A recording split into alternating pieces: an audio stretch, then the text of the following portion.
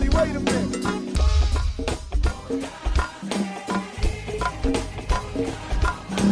I mix what I like, what I like, what I like, what I like, what I like.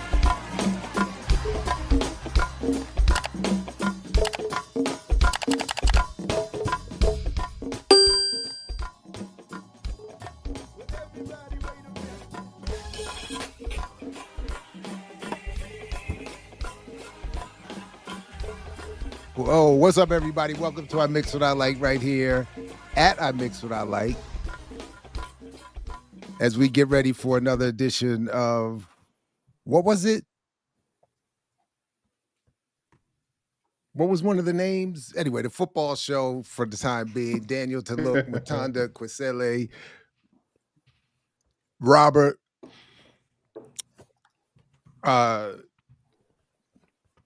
is late. Hold on a second. Robert Wilson, I'm sorry, is late. But what's up? What's up, fellas? What's going on? Are we all right? How we doing here? I'm a little bit. What's up, Tafari? What's going on? What's going on? Can you all hear me? Yep. I can. Okay, good. Can you hear me? Now I can.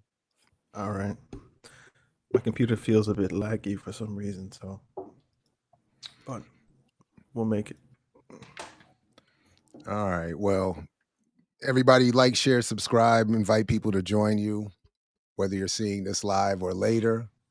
And it looks like, dang, is StreamYard messing? Am my browser messing up again?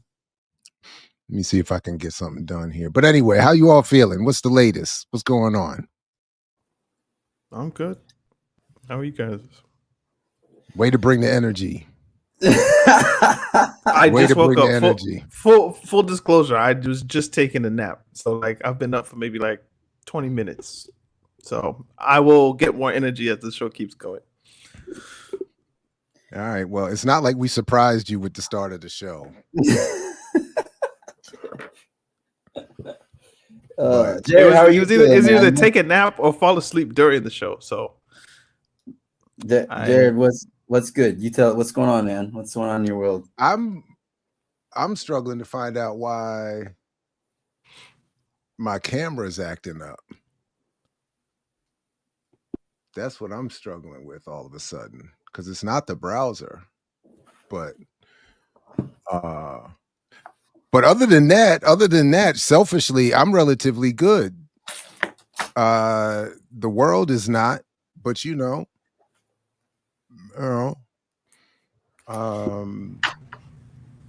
peace, everybody. Peace.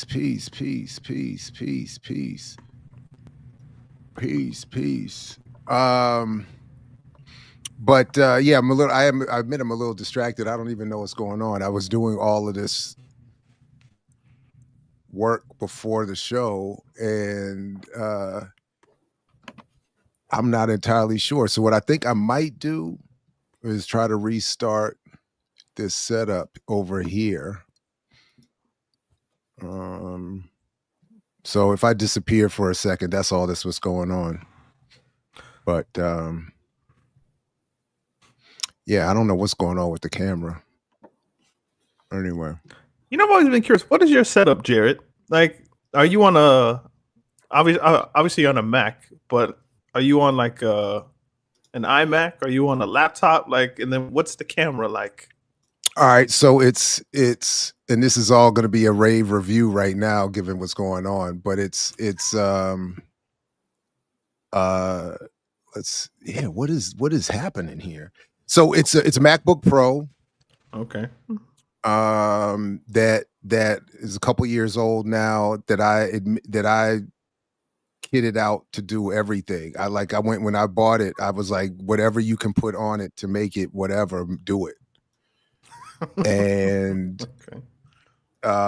And then I have a Logitech Brio camera, and I run through OBS, which is usually not a problem as we welcome Robert.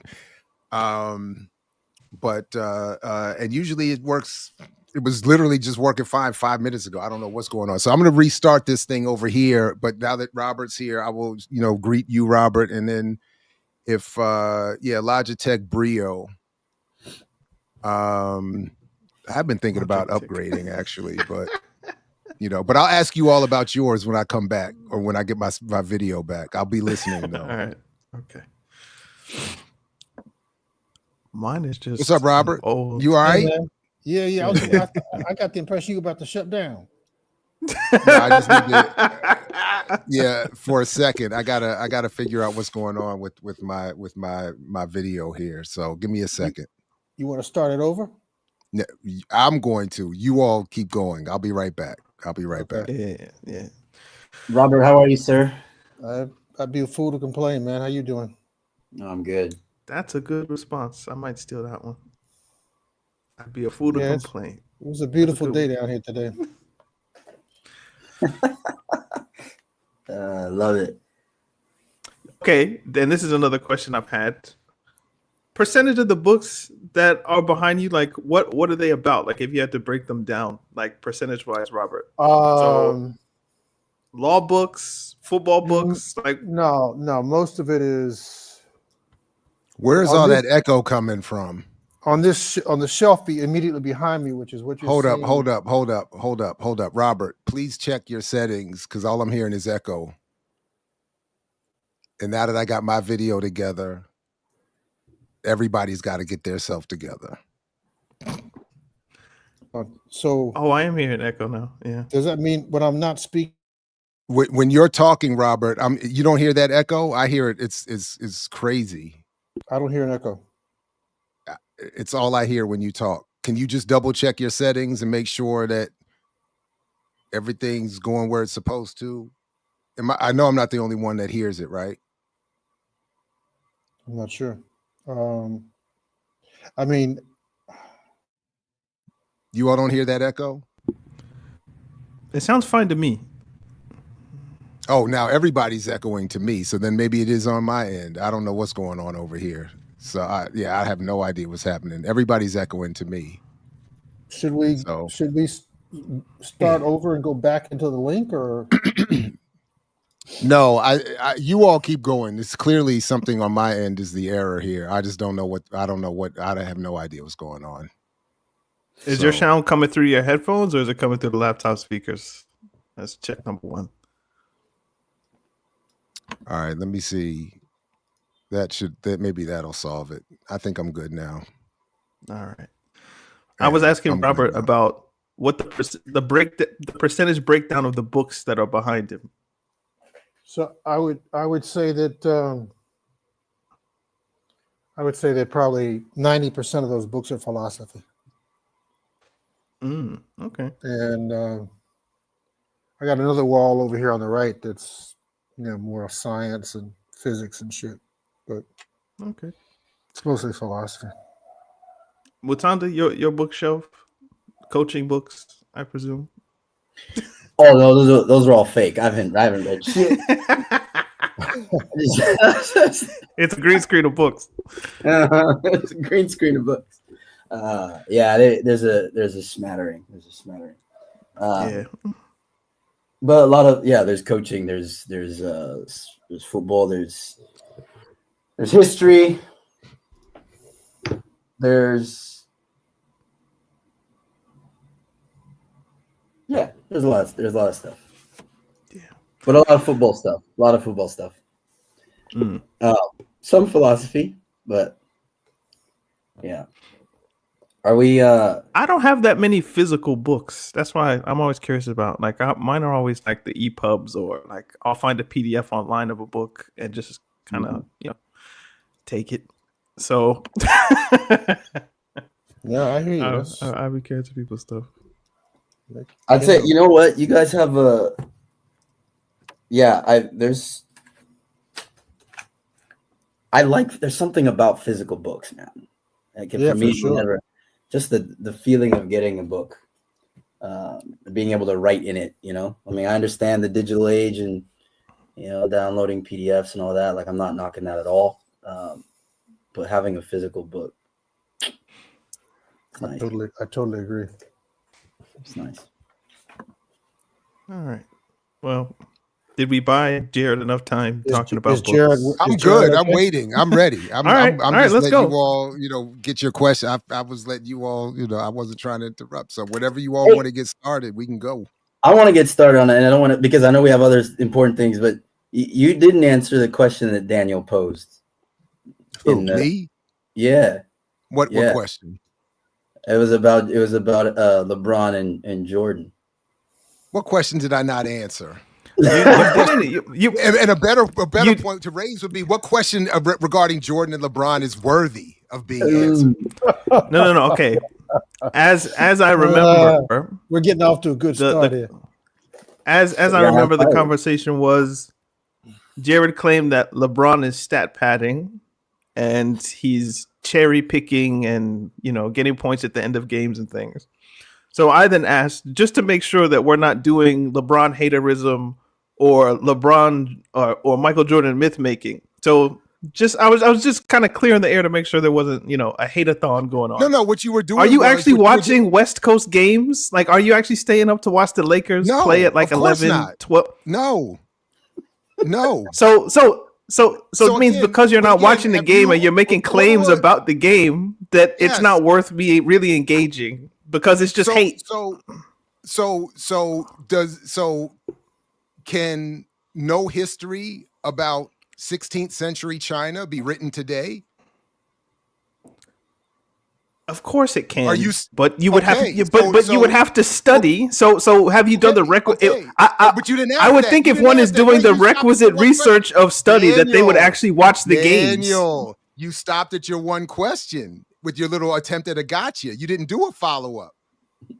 So of course I'm not staying up to watch. You never answered the question. No. But you're doing it again. Hold on. You're answering it now, Daniel.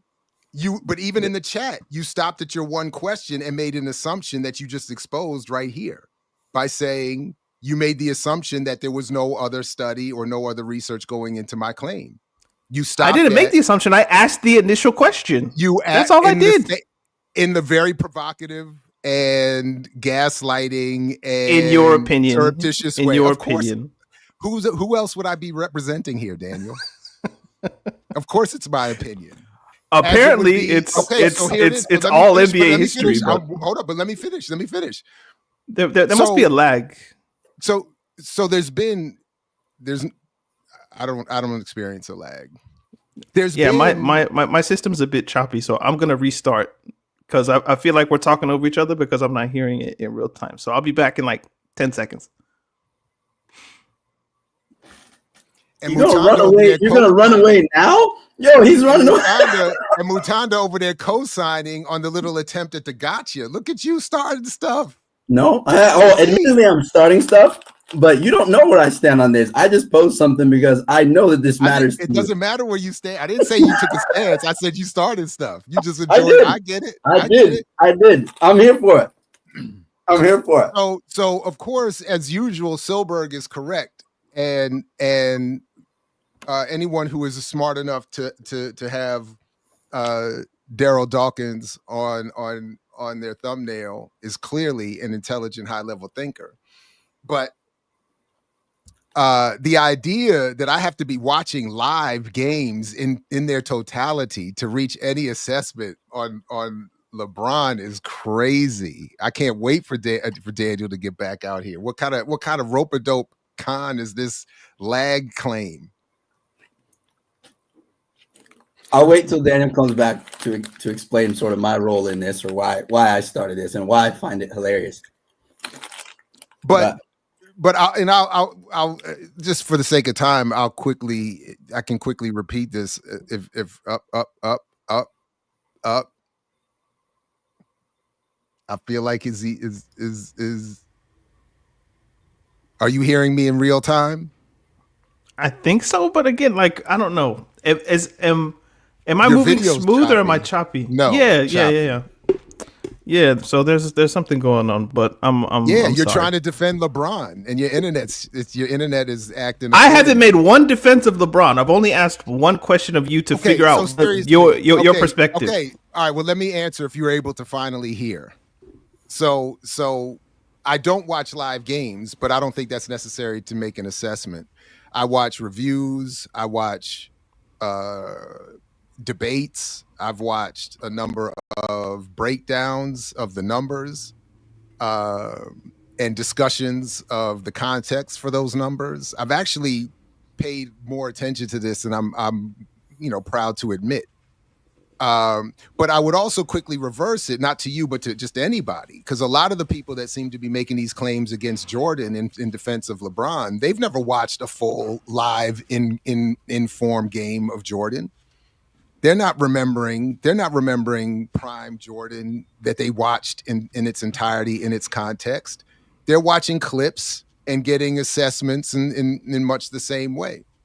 So aside from the fact that ultimately none of this really matters, it does seem pretty clear that LeBron doesn't contribute much on the court, and those statistics that measure your performance in the game, they're all pretty low, and in comparison to Jordan, they're always lower. So the time he spends on the floor, he's actually been shown to be hurting the Lakers. Like, they actually perform worse as a team when he's on the floor. So at least in a number of assessments that have been out there. So I'm just saying, this idea that he is somehow better than Jordan because he's still playing and still somehow getting 20 points a night, even though he plays no defense, gets garbage time points and all this other kind of stuff. And while his team obviously is not winning, so what?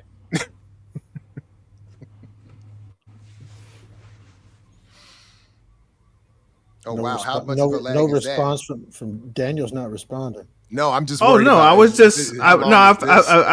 I was making sure he was finished because I felt like whatever lag I'm experiencing. There is no stat in which LeBron outperforms Jordan. There's no stat where LeBron outperforms Jordan. Well, no stat. That's what stat? Crazy claim. What meaningful stat does he outdo Jordan in? Define what you mean by stats. Well, maybe define what you mean by meaningful. Think of as a meaningful stat that LeBron does better than Jordan, and give me an example.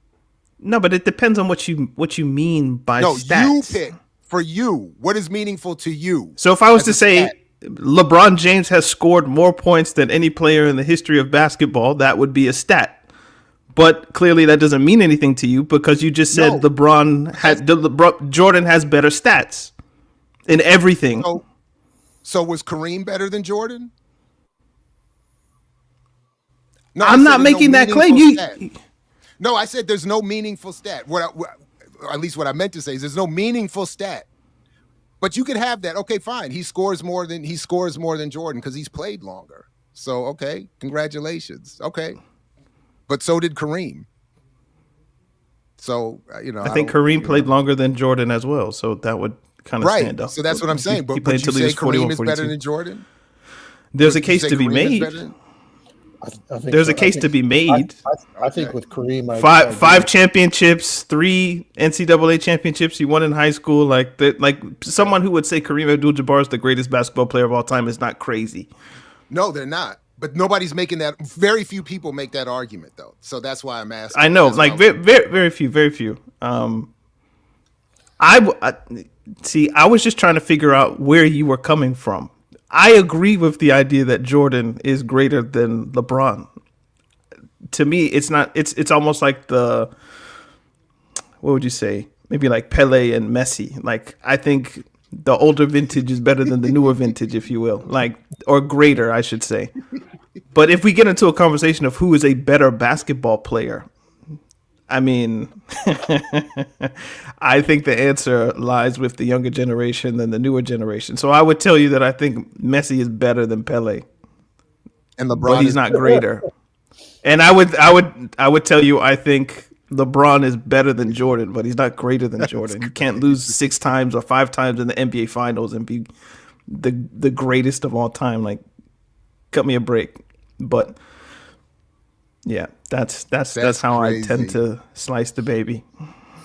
Okay, that's wild to me. Okay, but okay, bro. Did you say slice the baby? It's a biblical Solomon story where cut the baby in half, but like it was a whole trick. But Yeah, no, I know the story. I just didn't. Right. Okay, go ahead. Let's keep the baby alive. Good stuff. Okay, all right. Let's keep Good start. This fireworks. Let's go. I'm telling you, in this era of flat Earth and science denial, this idea that LeBron is better than Jordan fits perfect. Like it's perfect for this era. Is it? Like it's perfect. Flat. It is. Flat. That's what. Yeah, you would have Like to I said explain in that. the chat. I know. Explain. No, explain Okay, that. no, okay, Jared, better question. So, where would you rank LeBron in like the pantheon of greats? I mean, he's certainly up there. I'm not that delusional. I'm not that disrespectful of the youth. But I think really, to be perfectly honest, what I'm really reacting to is not the attempt at an honest discussion or debate that I see online. But when I make this comparison to flat Earth, I'm making it much like I've been doing lately with financial literacy. I'm making it on the basis that that people are not making claims based on evidence, research, data. They're making claims that are really steeped in a broader conservative politics. And I do think that there is a conservative media push to promote LeBron for certain purposes of promoting a league, promoting their channels, promoting products, promoting the fact that he's $1 billion brand that suffers if he's constantly being reminded as being inferior to somebody who hasn't played in 20 years. There's a cottage industry in the same way that I may have a laundry list of criticisms of Umar Johnson. I really don't like this cottage industry on YouTube that has emerged where people have created whole careers just hating on him. Like there's nothing else that they can be known for other than hating on Umar Johnson. And I feel like that's not what I'm interested in. I want to hear an honest debate of his ideas in the same way I want to hear an honest debate of Jordan versus LeBron. And usually, and so I'm not actually accusing anybody here of that, but I am admitting I'm responding in part to this. And Mutanda, I've admitted to you a number of times recently where I'm responding to you and others in our group based on arguments I'm having elsewhere. So that's in part unfair of me. But that's what I'm responding to when I see in our chat a reference to LeBron's greatness. I'm like, wait a minute, man. Everybody, the quickness with which people are happy to say Jordan, and Pippen is now out here saying Jordan wasn't even a good player before he showed up. Like, this is what? So yeah, I do think that is not logical, though. In the same way, it would not be logical.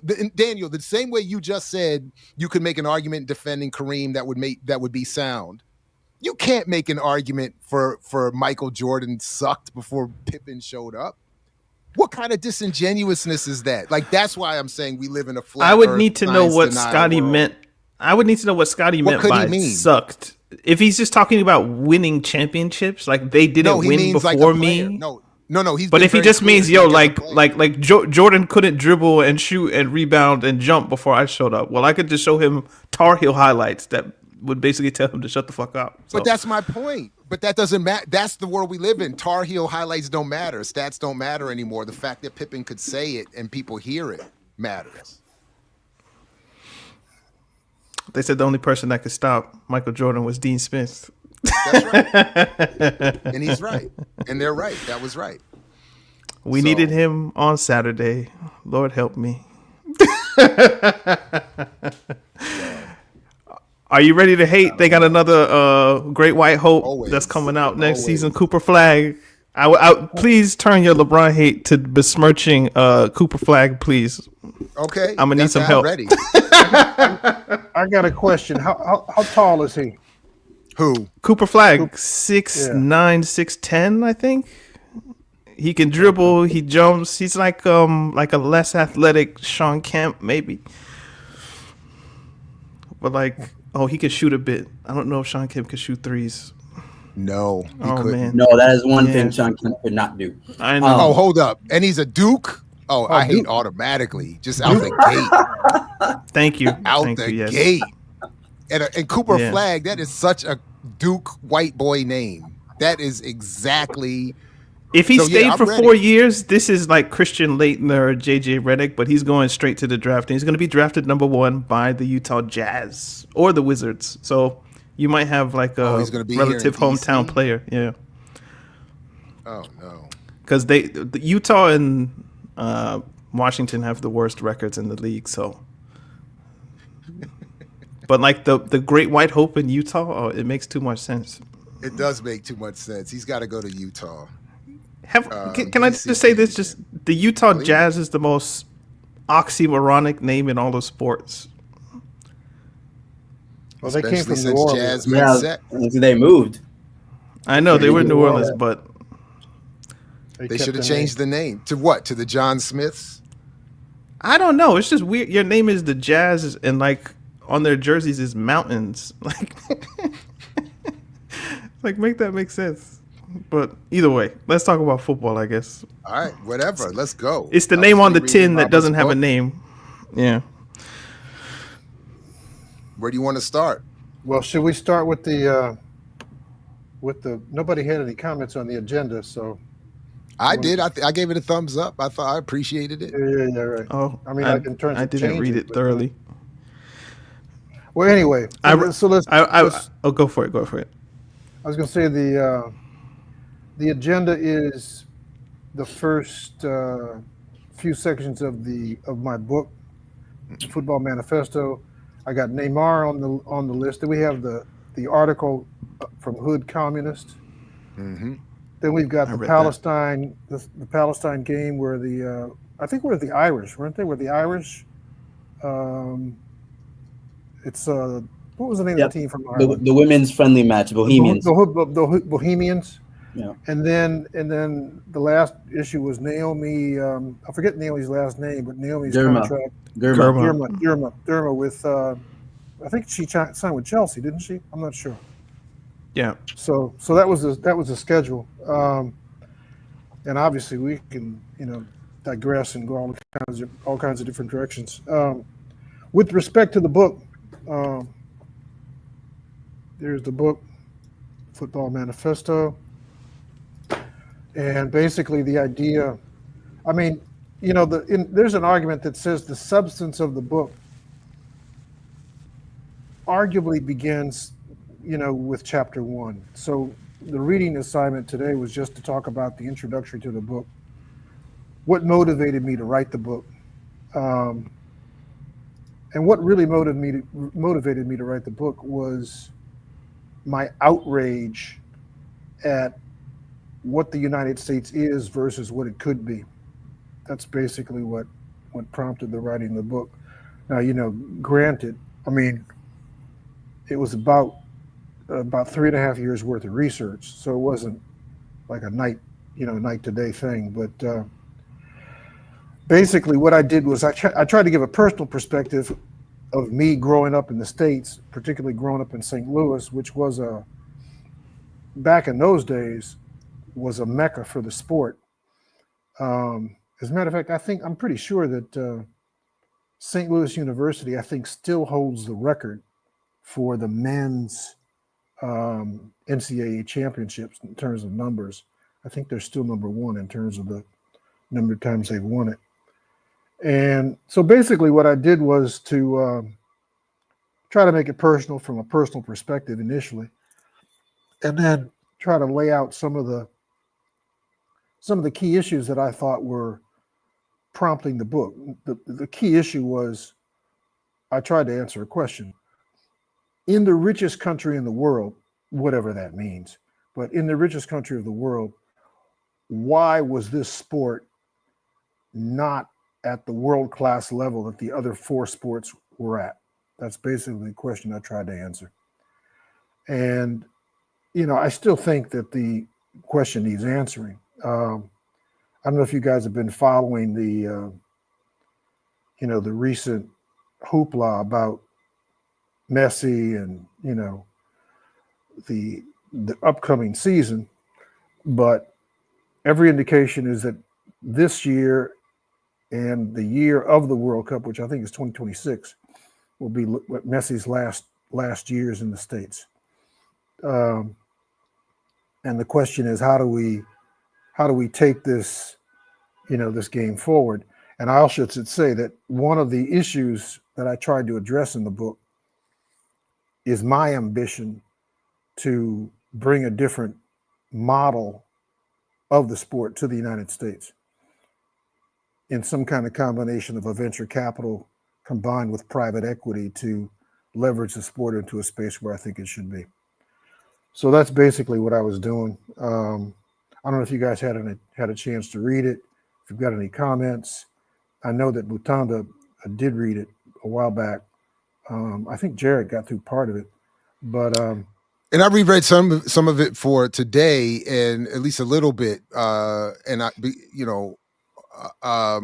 and one question that I had, just going back to when you talk a little bit about this in the introductory section called the mission, right? And so on the one hand, I wanted you. I might as well just pull this up here. So, I wanted you to say a little bit more about this Tom Goodwin quote that you start off with. Uber, the world's largest taxi company, owns no vehicles. Facebook, the world's most popular media owner, creates no content. Alibaba, the most valuable retailer, has no inventory. And Airbnb, the world's largest accommodation provider, owns no real estate. Something interesting is happening here.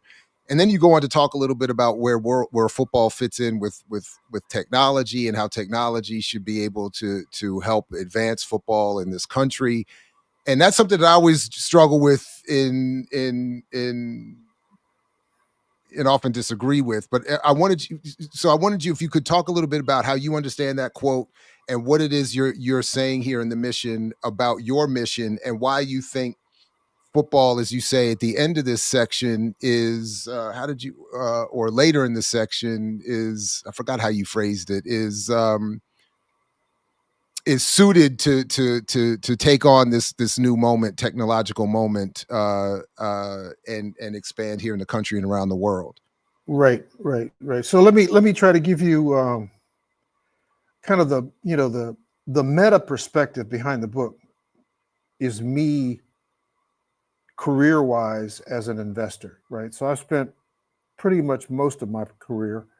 I'm a lawyer by training, but I abandoned the law years and years ago, and I migrated over to financial services, and I've basically been in private equity for a little bit more than 25 years. So the perspective I'm bringing to this is a private equity / venture capital perspective. What could we do to leverage this sport? And the reason I thought that quote from Goodwin was an interesting quote is because I'm literally in the process of structuring a deal that would bring the sport to the United States via technology along the lines of what he's alluding to in that quote, where you could use technology to leverage the sport in a way that's never been done before. So I'll give you an example. In the United States today, if you take the 4 big leagues, NFL, NBA, Major League Baseball, and hockey, and then you add in Major League Soccer, I'm pretty sure that comes to something around, I'm not sure the exact number because they're adding teams, but I think as of next year, there will be about 150 teams across those 5 sports in the United States. I think there's a team in San Diego that's going to join MLS next year. So what does that mean? There are 150 investors. You could say investor groups, but most of these investors are high net worth individuals.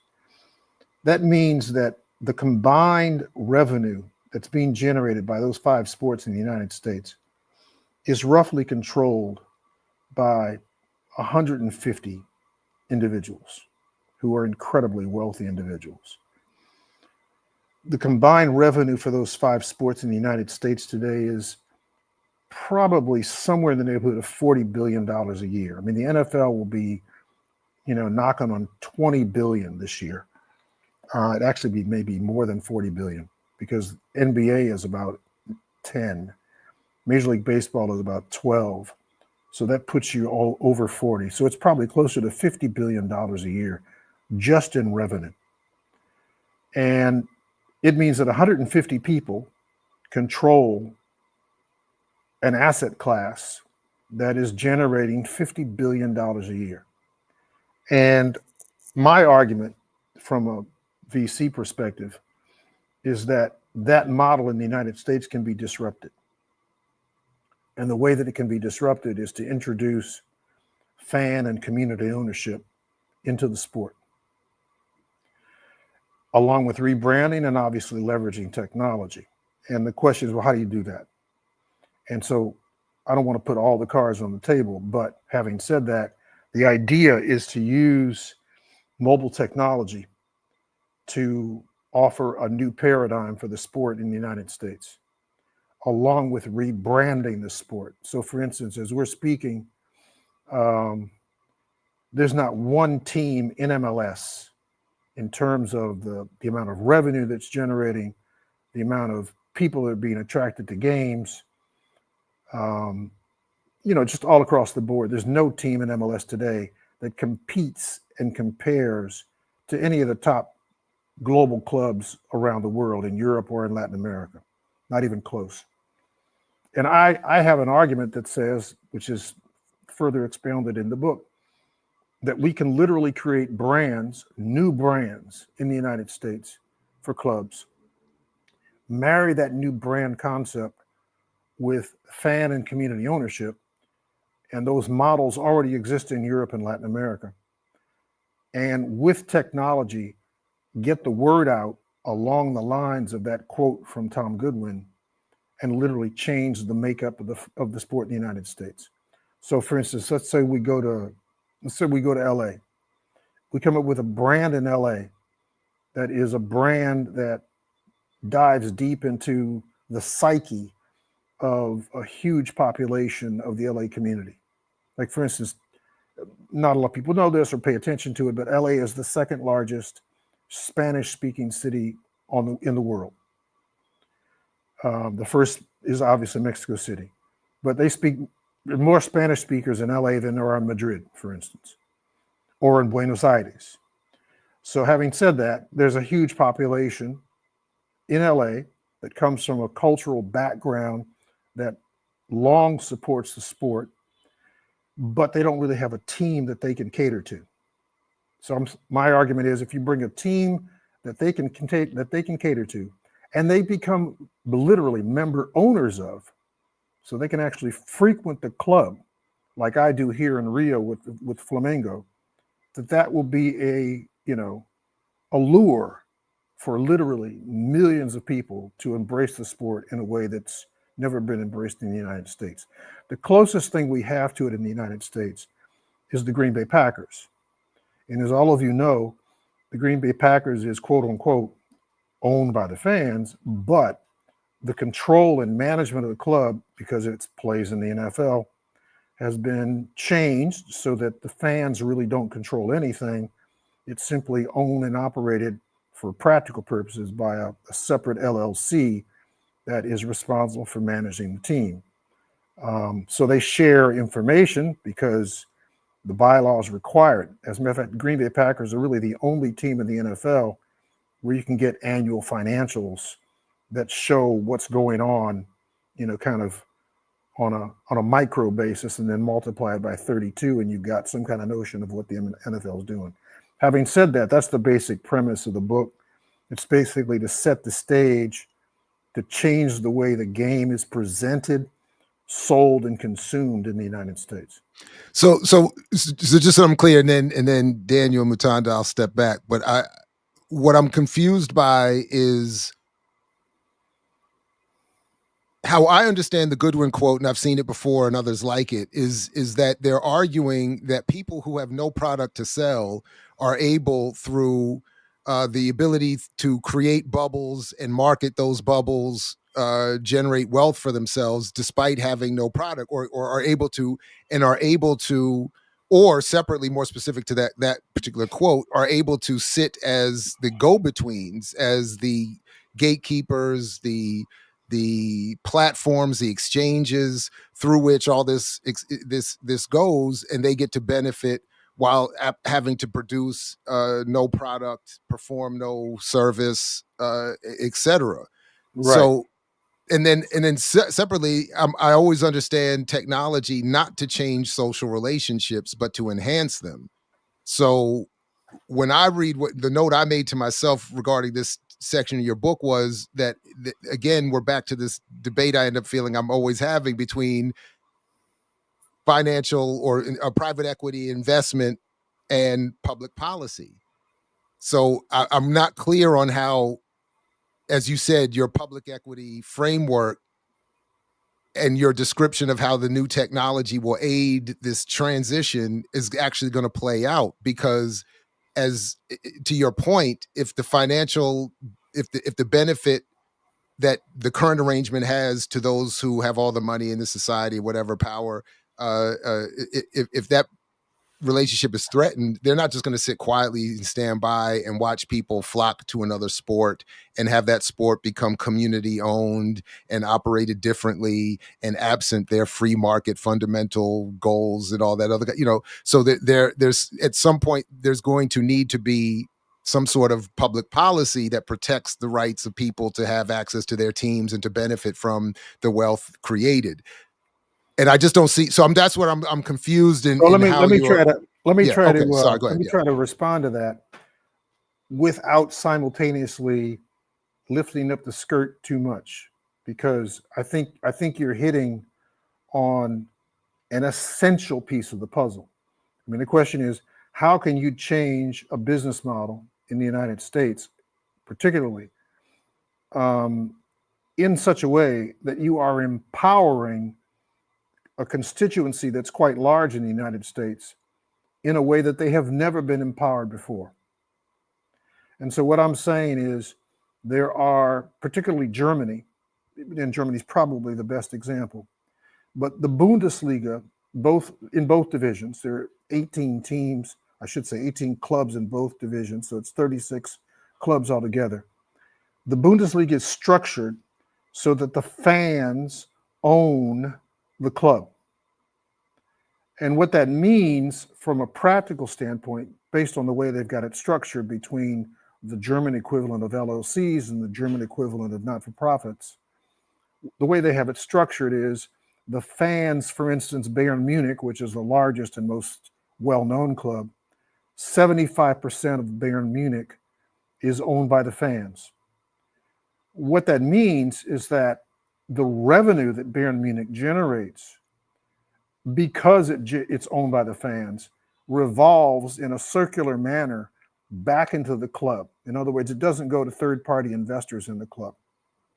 Now, the other 25% is basically controlled by Audi, Adidas, and Alliance Insurance. They have 8.3% shares each of the remaining 25%, but their contracts require also a plowing back into the club of all revenues generated. So what I'm suggesting is that you can take that model and apply it in the United States in a way that's never been applied before.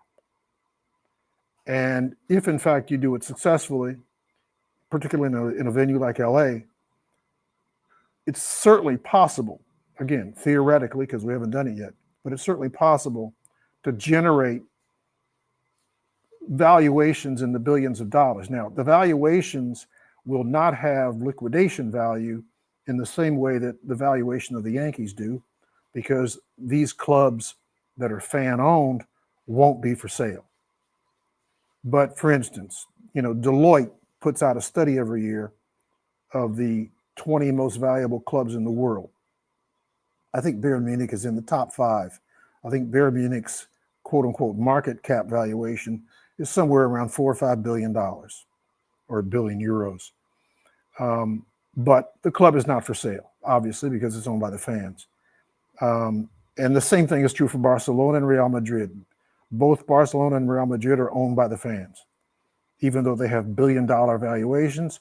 And last year, Real Madrid generated more money than any club in any sport in history, at a little bit more than €1 billion for I think it was 2023, 2024. But Robert, I'm sorry to cut you off. I don't doubt that wealth can't be generated, or I don't doubt that wealth can be generated. I doubt that it can be distributed and controlled by those outside of this ruling elite.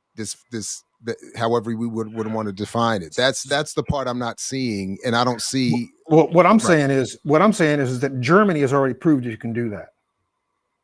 It's already been proven in Germany. No. The money that's generated does not go to third-party investors outside of the club. No, I'm sorry. Let me be more clear. The world has proven historically that wealth can be generated and redistributed. Like, there's many examples. We don't need the Bundesliga. What I really mean to be saying is, I don't see what is going to allow that process to be developed here. I don't see a way to stop it. I mean, now, here's. I mean, obviously, technology is technology, and that's one side of the equation. There's another side of the equation, which is quite hairy, which is the legal side of the equation, which involves, not just whether you can legally do what I'm proposing. What I'm proposing legally, you can do. The question is whether or not the NFL, in particular the NFL, but Major League Baseball, the NBA, will aggressively pursue tactics, particularly litigation, that would stop you or at least interrupt the process.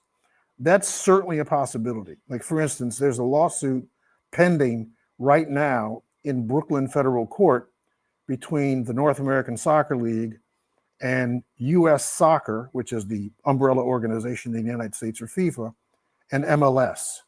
They just, I think, finished the final oral arguments this week. That lawsuit is basically an antitrust lawsuit. I mean, NASL, which is now out of business, alleged that there was collusion between MLS and the United States Soccer Federation, which effectively barred them from having access to the kind of division status they felt was important and crucial to recruit investors in their league. And because they couldn't get that division status, they went out of business. Now, I have no idea whether they're going to win that case or not. It's on appeal. This case is on appeal. They already lost in the first instance at the district court. So I'm not sure, what the outcome of that's going to be. But the absolute truth is that you're absolutely right, that there are forces in the United States and globally that probably do not want to see this happen, particularly NFL, because if this sport, as the book lays out in some detail, if this sport becomes a vigorous sport in the United States and they're playing globally recognized wages that compete with Europe, obviously that's going to impact the pipeline of black talent going into the NFL. So there's no doubt that the NFL would want to step in and interrupt the process. I don't think they'll be able to do it, but that's the wager I'm preparing. And part of the fundraising activity I'm having to go through is literally preparing for litigation, because you can bet your bottom dollar that litigation will come. So I'm not sure if that's a full answer to your question, but the basic idea is to import literally business models that have worked abroad, primarily in Europe and here in Brazil and Argentina. I see, it's Boca Juniors and River Plate, for instance, are owned by the fans. They're multi-sport clubs that, tennis, they have basketball, they have multiple sports. Obviously, they're known for football, but that's how that's structured. So the idea is to bring that idea to the States and see where it goes. Right now, the idea is to, quote unquote, test the market with a minimum viable product and see what the reaction of the marketplace is, and we'll take it from there. So I'm not sure that's an answer. All right, no, right on. No, that's Mutanda, Daniel, anybody want to jump in? Daniel, you with us? Daniel's on mute. Daniel's asleep. He's on lag. You still there, Daniel? I'm here. Hold on. I'm here. Yeah, man. We're having some, gremlins, doing whatever. Matanda, you can go if you have a question, because I think No, my question might take it left. So, I had a. I mean, I think Jared raises some interesting points, but I also think that is limited. We didn't set out like an actual timeline and or maybe Robert, you tried to. Sorry, but like in terms of what we were supposed to read, but there comes a point where the essence of the book speaks to some of the things that Jared proposes. And a big thing for me, because I've had the book for a while. I think we first met when, Robert, was it 2020? 2019 maybe? Yeah, it was during COVID for sure. Yeah. So I've had like, I don't want to, sticking with the mission and why you wrote it, and my initial reaction, then maybe more of a lighthearted observation. I do love the beginning and how you explain, your personal reflections, sort of your why. I will say the part in the book where you talk about the being at Maracana and the golden shower. What did you call it? The initiation. My initial reaction was that's gross. In Portuguese, it's called levando uma mijada. Yeah, but, I think that's. Well, I mean, I hate to say it, but it's, Jared, did you not read that part of the book? You don't remember that? I don't, but you don't remember phrasing. This is that kind of thing existed in the old Maracana, and it's hard to describe that stadium. Yeah, right. The golden what now? That's what. Listen, go ahead. Don't let me stop you. I'm just trying to find the exact terminology. Having said that game. I mean, I used to go to Maracana all the time. I used to go, weekly and sometimes bi-weekly. But there was because of the way the stadium was structured, because of the way Brazil socioeconomically was structured, you had literally every social strata going to the games. And that means people who were extremely poor with no hope of any kind of notion of income, all the way up to, the middle class or upper middle class. It was a mix of incredible, socioeconomic, whatever, And so people, when you're in a tropical country, then people came to the game, sometimes with no shoes, sometimes with sandals. But the culture that was at the game is something that, is no longer replicable. People used to bring instruments to the game to play music. So the whole time that you're at the game, the stands are rocking with this music, I mean, it's hard to describe. The public announcement system was, just that alone was incredible, because the guy that's doing the public announcement of the game is, somewhat the equivalent of, I guess, the most kind of, maybe the closest thing to it would be a great narrator of an NBA game or a college game, but it's at another level of intensity. And everybody in the stadium had radios. Back in those days, they had transistor radios that they would plaster to their ear to literally listen to the same dude that is publicly announcing the game. So there was a sounding effect, and the cultural mix of people basically meant that, you had these events where people would go to the same part of the stadium all the time. You would encounter the same group of people in the same part of the stadium all the time. That's where they went. And in this particular part of the stadium, where I used to go all the time, I got in with a group of folks, and one of the ways that you would, go, quote unquote, get baptized, and it didn't happen all the time, people would drink beer in these big plastic cups, and then they would, and I described this in the book, as you know, but, you would finish drinking the beer, and then they would, take a leak in a cup and then throw it on people below them. And, people would look back up and try to figure out who did it and all that kind of bullshit. but it was, it was part of the culture, Yeah, it was gross. It was unsanitary. Yeah, you might say that. You might say that. Yeah. No, I just you might say I that. think, but I mean, from the perspective of people down here, I mean, I don't know what to say. I mean, this is like, talk about, a proletariat approach to the sport.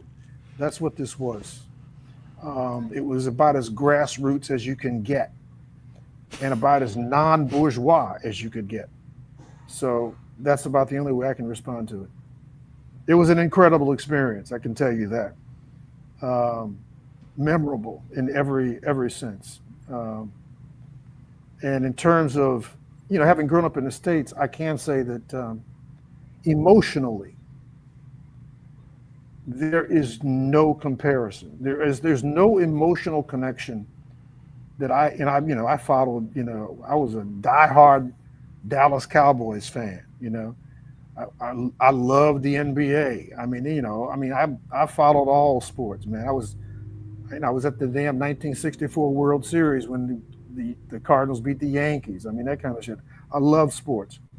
All I can say is that there was no, and there still is for me, no comparison between the emotional connection that you feel for a game and a club in this country than in the United States. So having said that, I tried to convey that as best I could in the introduction to the book to give you an idea of what, I don't expect that kind of culture to ever exist in the United States. It would never happen. But, be that as it may. When you come down here, assuming that happens, that kind of stuff doesn't happen anymore because Maracanã has been, I was going to say, don't take me to that place, man. They've been dramatically. It's another stadium. I mean, I love football as much as the next person. If somebody throws urine on me, we're fighting. Well, beer, water, name the fluid. First of all, that kind of thing doesn't happen down here anymore. I mean, it's they've and then if we would be best friends, we would become best friends overnight because we would be back to back, as they used to say, swinging on everybody. Like that would be a unifying event for the four of us or whoever was there. Because I promise you, it's. I hate to say and then somebody take me to the hospital, whether they win or not. I need to go. Although like I've seen videos from Brazil, man. Like just fighting random people, man. You might get shot in that bitch. Yeah. Well, I mean Brazil. People getting shot at the mall out here now. True. It's I get it, but I'm programmed by the algorithm to think like Brazil is this very dangerous place, but maybe that's no, it is everywhere. Maybe that's not true. You're right. I'm not saying it's logical. You're absolutely right. I just can see the immediate reaction to whatever. But anyway, I think Robert, if we can bring it back though, Robert, the point you're trying to convey is the seriousness. Yeah. Absolutely. I didn't mean to sidetrack with my pointing out the trivia. Yes. To me, it's not trivial. I think I'm giving you. I have my critiques, not just of the book or just the overall, but we could save that for a later day. What I love, and I told you this when we first met, Robert, to me, the emphasis on community and the emphasis on, so for example, and not to give too much away, but when you talk later about the difference between a football club, right, as exists in many parts of the world versus they basically the different branches of one franchise, which is what MLS is essentially. Right. And the difference between that that speaks to me, right? That resonates with me. I think and it's something that quite frankly in the US, we don't have really. And in any of the sports really, right? A lot of people may not realize, but like FC Barcelona, for example, the whole Mexican club thing, right? More than a club. It's even more than a football club, right? They have multiple sports under the umbrella of FC Barcelona, which means what is it? It's a rallying place for the entire community. And that's That's why we're here. That's why I'm here, and I think that's why that's a beautiful part of the book. And that's exactly the model that I'd like to see in the States, because right now that model doesn't exist. Fair enough. And then this is maybe the beginning of my critique, or it's tied to maybe what Jared was saying as well. Maybe, but like, it's hard to obviously copy and paste, and I'm not suggesting that's what you're saying 100%. But obviously there are realities within the U.S. as it relates to football or anything that not just make this difficult to do in football, but make it so that it for actual what goes on the field in terms of having a global standard of excellence. There's unique challenges, and to be honest, and this is where I'm being consistent with a lot of things I've said in whatever debates we've had here or elsewhere. Sure. Everywhere around the world, people are trying to figure this out, right? So even in, Brazil, you know this as well as anybody. Even in Brazil, which is obviously one of the talent hotbeds for this sport, there's still things in terms of the player pathways and the whatever that they want to do better, right? Players still fall through the cracks, and when it comes to the US, sometimes people paint with the broad brush, and that narrative is, well, it's broken and you can't fix it and there's nothing worth value there. But it's like, well, hang on a minute. One, the sport is actually old here, right? Football's been around the US absolutely for a long time.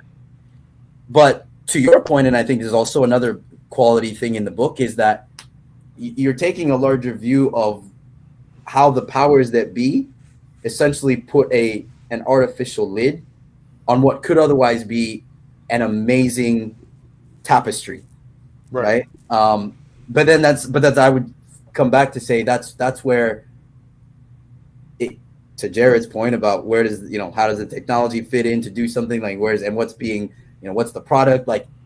Anyway, there are very real questions around what can be done to make this sport the world-class level. And I think it's spelled out later in the book, so I look forward to maybe that discussion. So yeah, for sure. For sure. Daniel, my turn. Okay, so I've been writing down a couple things. One was, okay, so I've heard like how. So Jared basically went in with how. You gave an example of where, like LA and the Spanish speaking. Watanda just went with like what and all of that. My question is why? Like, why do we want the United States to become this hotbed of global football? And you kind of answer it with the overall perspective of the book when you bring up, venture capitalist private equity. So it's a way to make money. All right. But if we're looking outside of the money perspective or the capital perspective, why do I want the United States to become this place where the best footballers in the world go? I suppose you could ask the same question with like, well, why do you want them to go to Europe? No, fair. But just quickly, like if I would want the best players in the world if they come from Brazil to play in the Brazilian league. I wouldn't want them attracted to the lure of the United States and going and playing in Los Angeles, even if the structure of the team is more aligned with Bundesliga. It's still like, why do I want this? And I don't know if I'm yet sold on why I want this. So that's my question. There is something that I used to call football heritage. Touche, Jared. So here's my answer to that question. And there's a quote that kind of captures the spirit of what I want to try to convey. And the quote is from Nelson Mandela. And if I hope which era of Mandela? Sorry. Oh, here we go. Sorry. Wait a minute. That's a good one. That's a good one too. It's and what did Winnie think? I was just about to say, you chose Nelson, not Winnie. Let's go. We're ready for you. We're ready for you, Robert. You got the wrong. Oh, Robert, you done messed up, Robert. You done messed up, Robert. Here's the quote. The wrong cat. Here's the quote. Okay, here's the quote. from Nelson Mandela. Sport has the power to change the world. It has the power to inspire. It has the power to unite people in a way that little else does. It speaks to youth in a language they understand. Sport can create hope where once there was only despair. It is more powerful than governments in breaking down racial barriers. It laughs in the face of all types of discrimination. So one of the motivating factors. Yeah, Winnie can't write that shit. Winnie didn't write that shit. That's that Invictus bullshit, Robert. Hold He was trying to sell that. I saw that movie. Get that. Hold on. Who? Wait. Who were you accusing of their Eurocentric thought?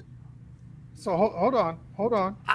So here's my spiel, okay?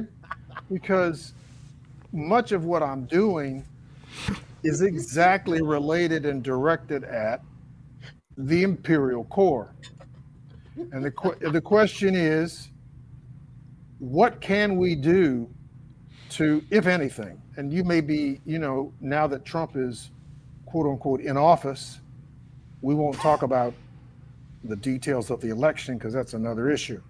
And that's what gets you banned on YouTube. Right. But Trump is in, quote unquote, he is in office. He won a fair and square election, and all we do around here is support the elections of the United States and all democracies. Right. I'm not going to go there with you, but because that's bullshit, as you know.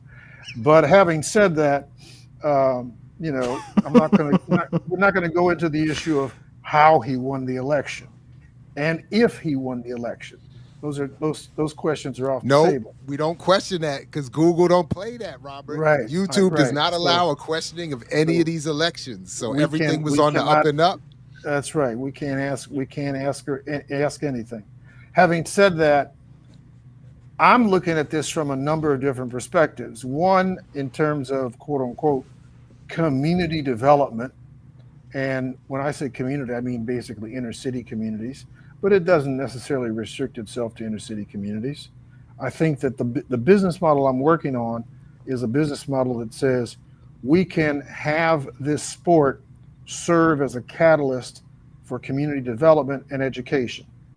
And when I'm thinking about education, I'm thinking about, the grassroots education that, that people in the inner city particularly need.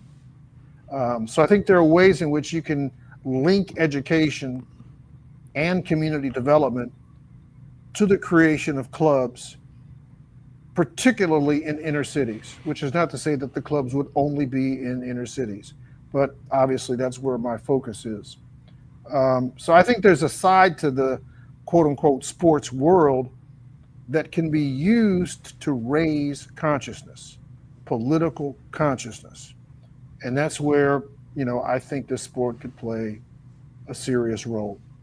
Having said that, that's where my spiel comes from in terms of, the branding, the business model with respect to community empowerment. All of that is related to, that larger picture of how so that's the primary agenda, but the hidden agenda, if you want the money in order to do the project. No, there's no hidden agenda. Okay. There's no hidden. Here's the. If you were pitching this to somebody who had like billions of dollars, do you lead with like, hey, we're trying to radicalize African youth in the inner cities, or are you saying like, yo, this if we do this like the Bundesliga, we can make millions? That's what you lead with. But like, really, you're trying to revolutionize the kids through coaches like Mutanda or what have you, right? That work at this club in LA that speaks Spanish. Yeah, but here I think you're hitting on something that's important, Daniel, which is, how are you going to get billionaires to invest in this thing if you're talking about a Bundesliga model? And so I am talking about a Bundesliga model for the quote unquote new brands, because one of the theories I'm operating under is that there are no mega clubs in the United States. There's no Barcelona in the United States. There's no Real Madrid. There's no Man City. There's no PSG. There's no Bayern Munich in the United States. I think there's room to create those clubs in the United States. But, and here's the rub, MLS has a new business, has an old business model. And MLS theoretically isn't going anywhere, right? Those clubs that have that business model, which is a business model that says, fuck the people. We want to make money. That's MLS's business model, except the fact that they aren't making any money. MLS has lost money for 29 straight years. The reason they're able to survive is because the U.S. tax code allows them to upstream the losses to their billionaire investors at the end of every tax year. So that's what allows them to stay in business. However, if some of those teams in that league are rebranded and restructured slightly, you can keep that business model for those 30 clubs. That's where the billionaires will want to invest because they think that they can get some money out of the club. So fine, those clubs would be, quote unquote, a different business model for, quote unquote, billionaire investors who want to get a return on investment in the traditional sense. And those clubs would be in my mind, after the consolidation and roll-up takes place, they would compete just like any other club in the league, except they would have a different business model for billionaires who want to try to leverage that money into more money. They would compete on a par with other clubs that had a different business model, which is the Bayern Munich and Barcelona or, Bundesliga model. That's the vision that I'm, quote unquote, selling to billionaire investors. So roughly half the league, assuming we could pull this off, would be available for traditional investing.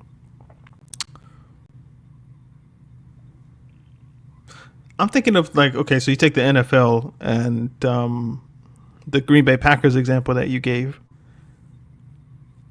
Not that it wouldn't be better, but would it be worth exploring if you could take over one of the clubs that already exists and do with that club what Green Bay does with the NFL?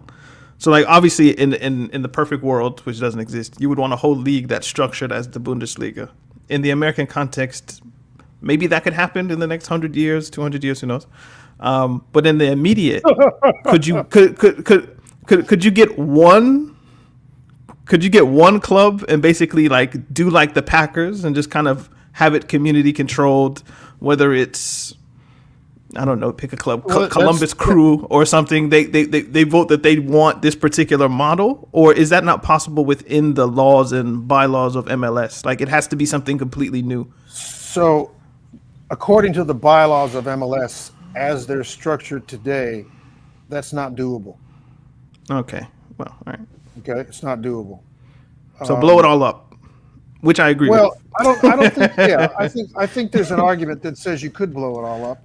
I don't think it makes any sense to blow it up in that sense, but I think you could, assuming you could get control of MLS, you could restructure it in such a way that you would allow those existing investors to, do whatever they want to do, but they would have to agree to rebranding.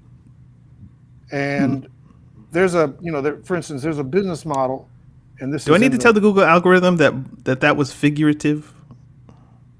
You mean blowing up? Yeah. Yeah, probably. Yeah. That was a joke. It was figurative language. Metaphor. Sorry, Robert. Yeah. No problem. The parlance of the day. But yeah, I think under the current rules of the game that MLS is operating under, you could not do that. I mean, MLS right now is structured, as you know, as one LLC in Delaware. And technically speaking, it's not tax-free, but the technically speaking, there's another LLC arm in Delaware that is called Soccer United Marketing. And basically what they've done is to split the income statement so that Soccer United Marketing is responsible for revenue generation, and MLS, Major League Soccer, is largely responsible for the expense side of the income statement. So that's how they have the world divided. We don't know what the quote unquote incestuous details are between the two. We don't know whether, there are offsets of the revenue generated by some that somehow were down to the benefit of the owners. But we do know that at the end of each tax year, if there are losses, and there have been for 29 straight years, those losses are upstreamed to each of the individual owners in the LLC, and they can offset those losses as tax loss carry forwards on other income from non-football related businesses that are in their portfolio.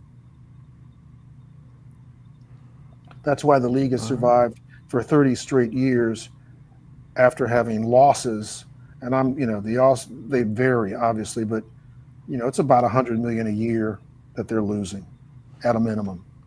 And I'm not even taking into consideration CapEx, because everybody has CapEx for the stadiums. But Robert, my point is that if MLS can afford to lose money because the owners make money in the end with tax breaks, and then ultimately they're not making money. They're not making money with tax breaks. They're simply offsetting income with tax breaks. Well, somebody's okay, but then all right. Well, the MLS is not making a lot of money. That's one of the other things that's going on. MLS is not making a lot of money. But the owners aren't losing money per se. They're not doing this for the love. I think what let me try to get the point. The tax loss carry forward is something that's generated annually, that's split 1/29th. Now next year it'll be 1/30th a piece. So those tax losses are upstreamed to the 30 owners, and that 1/30th is then allowed to be offset against other income from other businesses in their portfolios. So what it means is there's no incentive at the league level to maximize revenue. Right. So, but the point I'm getting at is that because the point I was really trying to get at is the purpose is not to make money. And as you've pointed out earlier, the purpose is to protect the pool of black athlete resources going to the NFL and to a lesser extent basketball and baseball. Exactly. But again, I'm back. So again, I'm back to the question of how do you circumvent that without those sports? Again, you need some sort of movement that gets rid of the leadership within MLS that is partnered up with the NFL, as you pointed out. And then you would have to have a situation where the NFL is willing to take the potential loss of athletes and or prove Daniel and Mutanda right that those athletes aren't necessary for a thriving league. Don't misconstrue. I'm just playing. But my point, I didn't take the bait, but it was bait. It was just a joke. But but my point though really is that this is what I'm getting at, that this is not solved through investment. Let me it's solved through, there needs to be some sort of movement, policy.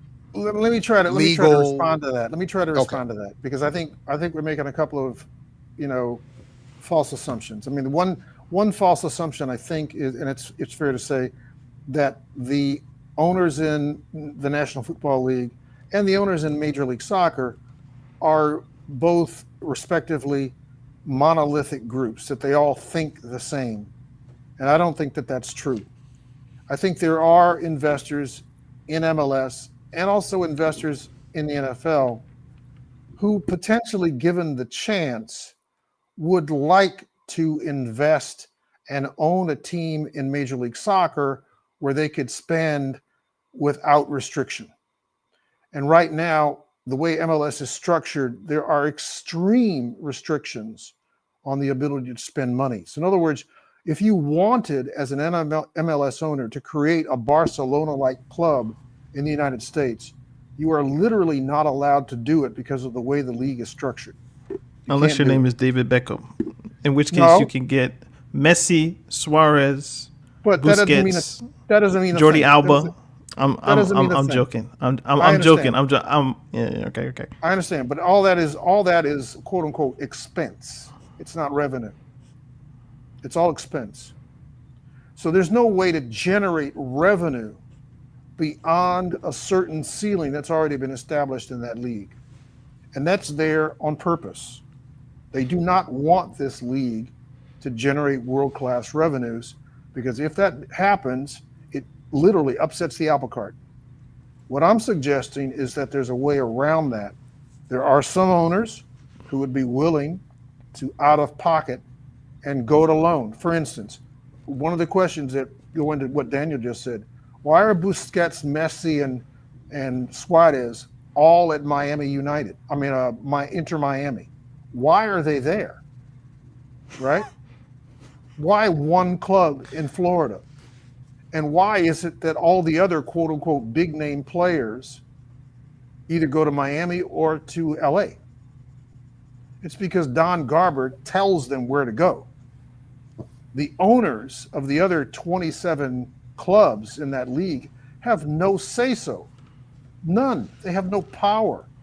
The power to decide where Messi goes or where whoever the next, maybe it'll be Neymar.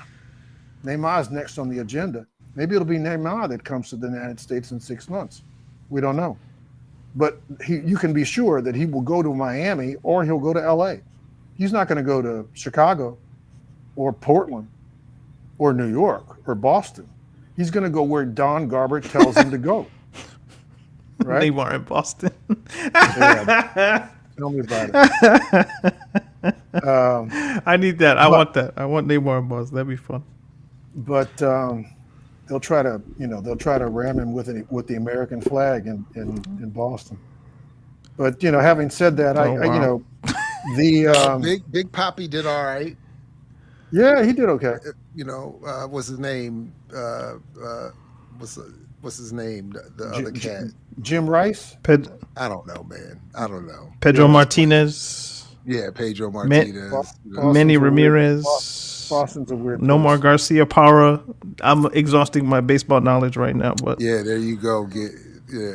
But I mean, what I'd like to do is to just the next time we get together, when that's going to be, I would actually propose to the three of you that we try to maybe regularize maybe once a month. I don't know how you guys are fixed in terms of time, but if we could get to a regular schedule, my suggestion would be the next reading would be chapters 1, 2, and 3 in the book, and we could take it to a more substantive discussion reading those chapters next time we get together.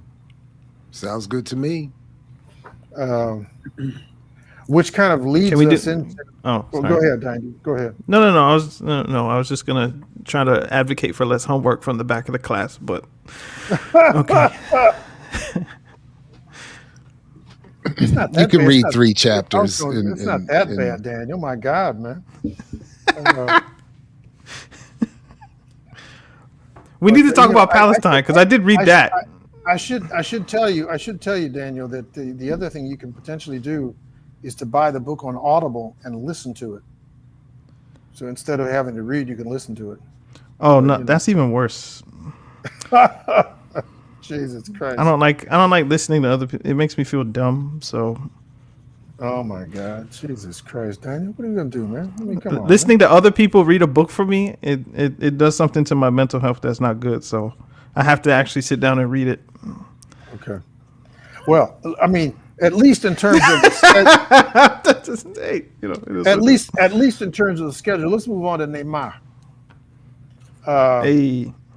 Santos. He just signed with Santos for 180 days. 180 days. Had a big press conference. They filled up the stadium to welcome him back. The contract is for 180 days.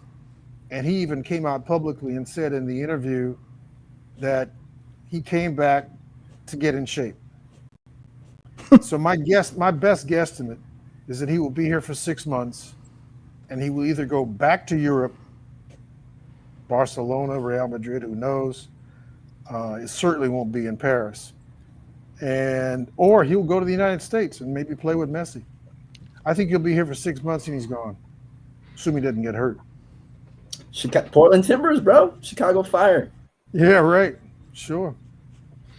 Maybe I'll. Do you know his reps or anybody? Because we're looking for another for our summer for our USL2 team. We could use him. You're right. Damn.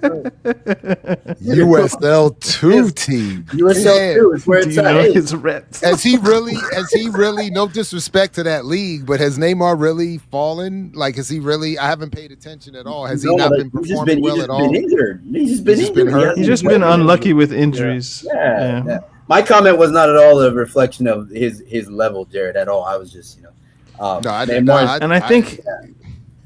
Go ahead. I think European teams are kind of wary of the price or the wages that he was under in Saudi Arabia, to where they didn't even really try to sign him. It was just It was just accepted that he will either go to MLS and play with Messi, or he'll go back home to Santos, and that'll be that. So maybe he just needs to get back fit, and then maybe a bigger market will appear. But I could just imagine him staying in Brazil, honestly. Especially after today, I think Pep is going to bring him to Man City to help Haaland out. You think so? Get some crosses into Haaland. Today, Jared, what happened today? You saw something today that you think City needs Neymar? They got whomped 5-1. Did you watch the whole game? Don't tell me you're about to be a Man City defender right now, Watanda. No. Well, they got beat. But I'm asking they got colonized. We watched. Yeah. And my daughter was watching a little more closely than I was, but I was there. I saw a bulk of at least the second half. Yeah. Do you guys honestly believe that Manchester City's fall from fame is due to the absence of Rodri? No. In part, I mean, it's a component, but it's not like the full story. I think these dudes were instructed to play down. Down. Oh wow! Right, they were instructed to play down Allegedly. while they are being investigated by the quote unquote FA. Oh, that's the best conspiracy I've heard all day. Let's go. I mean, let's keep this conspiracy juices flowing here. I can't understand. We don't have to. How they. I mean, they have. I've never seen a team with this much talent from night to day become. They can't win a game. I mean, it's impossible. They have been. How could they not have been instructed to do this? I'm sorry. Mutanda, bring us back to touching grass, pun intended. I mean, that's.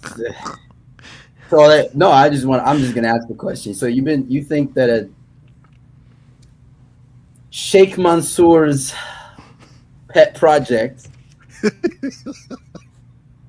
and one of the most, regardless of what people think of him, but one of the most football obsessed people who's been in a position like him has instructed that combination of that hierarchy and that management have instructed the players to just tank it so that let's put it this way. So they're not getting draft picks or something.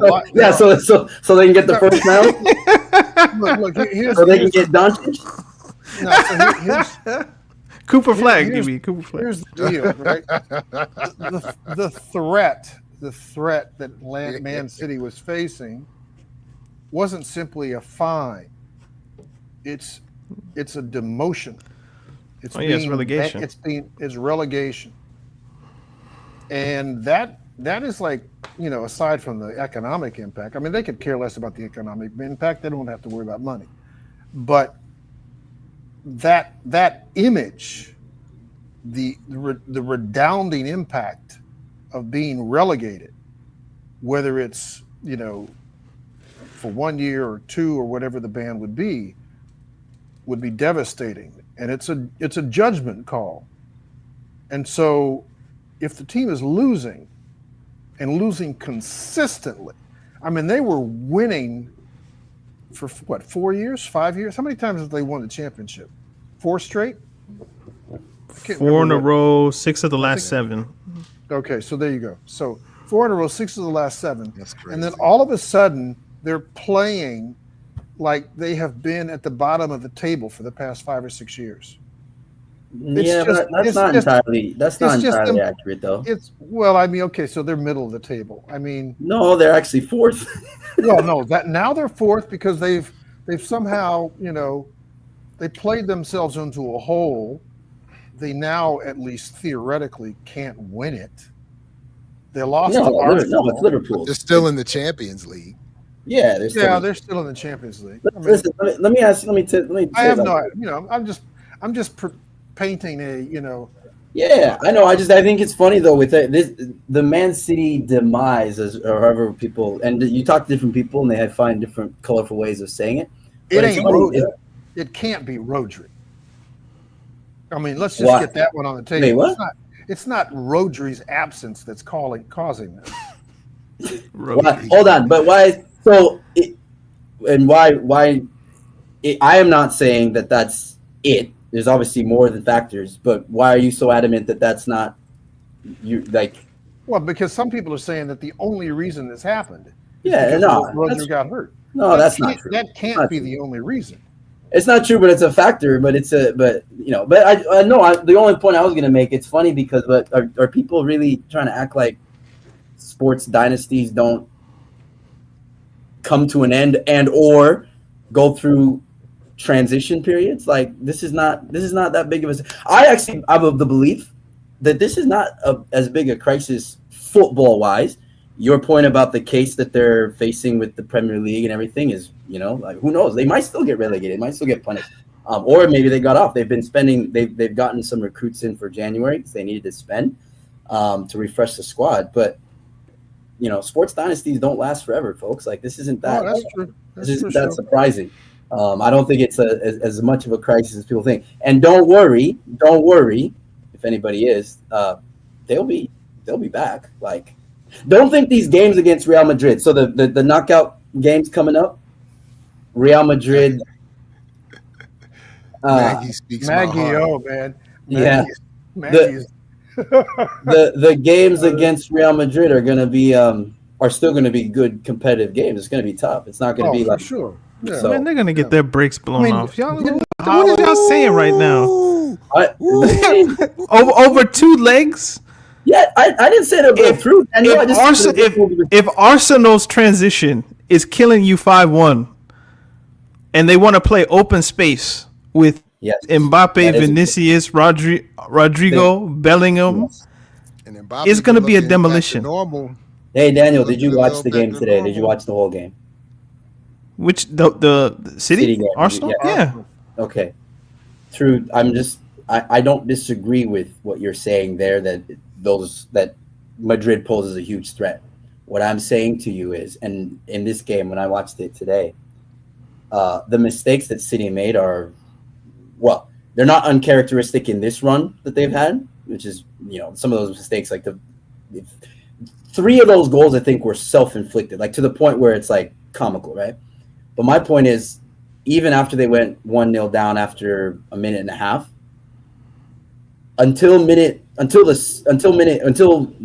equalized 1-1 and then they gave it up again, they played at a tempo and they carried a larger part of the game than I thought they would, and it made Arsenal have to defend more than they probably wanted to. So my point is, they actually played okay. The score line is not necessarily indicative of how the game went. Yeah, it is true, man. You look at the 5-1 and you're like, whoa, Arsenal beat the brakes off of them. No, it was 1-1 until having the ball is not controlling the game, though. It can seem that way.